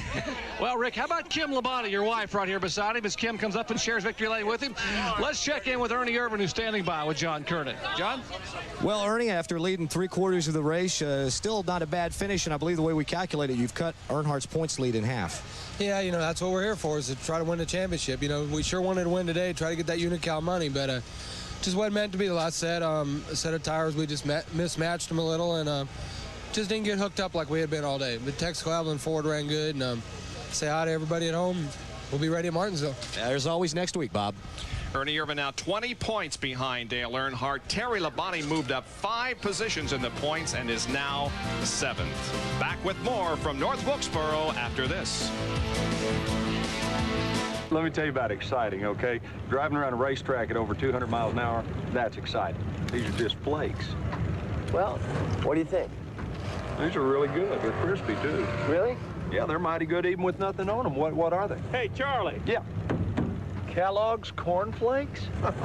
How could I be so dumb? You got 500 miles to think about it. Kellogg's is proud to sponsor NASCAR champion Terry Labonte. Terry Labonte has won the NASCAR Winston Cup First Union 400 here at North Wilkesboro. Another top 10 finish turned in by Kenny Schrader. He's with John Kernan. Well, Kenny, another top 10 finish. Last week is second. This week it looked like it was going to be pretty good, but a lot of contact out there. Yeah. Jimmy and I kept having a little trouble there. First time he got loose off of 2, I got up to his door. He decided he wanted to bottom. There was no way. He got turned around. And second time, I'm sure he had a good reason he spun me out when I was coming in the pits, and when he spun me back out when he come in the pits. But, you know, sorry he's not happy. We're not either. That's the way it goes, I guess, Bob. All right, thank you very much. Well, the manufacturers battle as Chevrolet records a win here with Terry Labonte. They now have 4 wins. Ford, however, as we indicated earlier, dominating the pole positions, and they have 3 wins. So another good manufacturers battle, it looks like, coming up this year. Here are their unofficial results of the First Union 400. Labonte, Wallace, Irvan, Kyle Petty, and Dale Earnhardt are your top 5. And 6th through 10th, Ricky Rudd in the lead lap. Geoff Bodine 1 lap down in 7th. Harry Gant with a good run finishes 8th. Ken Schrader 9th, and Rick Mast 10th. 11th through 15th this afternoon, Michael Waltrip, Lake Speed, Mark Martin, Bobby Hamilton, and Jeff Gordon. Finishing in 16th position was Wally Dallenbach, Sterling Marlin 17th, and Bill Elliott, Todd Bodine, and Hut Stricklin. 21st through 25th, Ted Musgrave, Morgan Shepherd, Brett Bodine, Dick Trickle, and Dale Jarrett.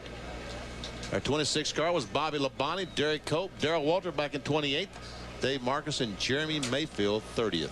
31st was John Andretti, then Jimmy Spencer, Jeff Burton, Greg Sachs, Chuck Bound was in 35th position, and finishing 36th, the first car out of the race was Jay Hedgecock. So that's the way they finished. Now we take a look at the points. Dale Earnhardt's advantage shaved to 20.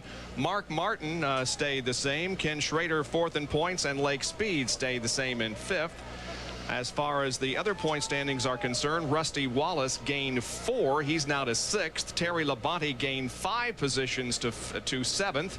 Ricky Rudd stayed the same. Sterling Marlin dropped 3 positions, and Kyle Petty moved up a position into the top 10. So, good race. And again, good to see Terry Labonte in victory lane. Sure was. You know, Ernie Irvan looked like he had things going his way, under control. That last caution flag, had a slow pit stop, let his foot slipped off the clutch, and the tire's just not what he was used to. Couldn't get back to the front.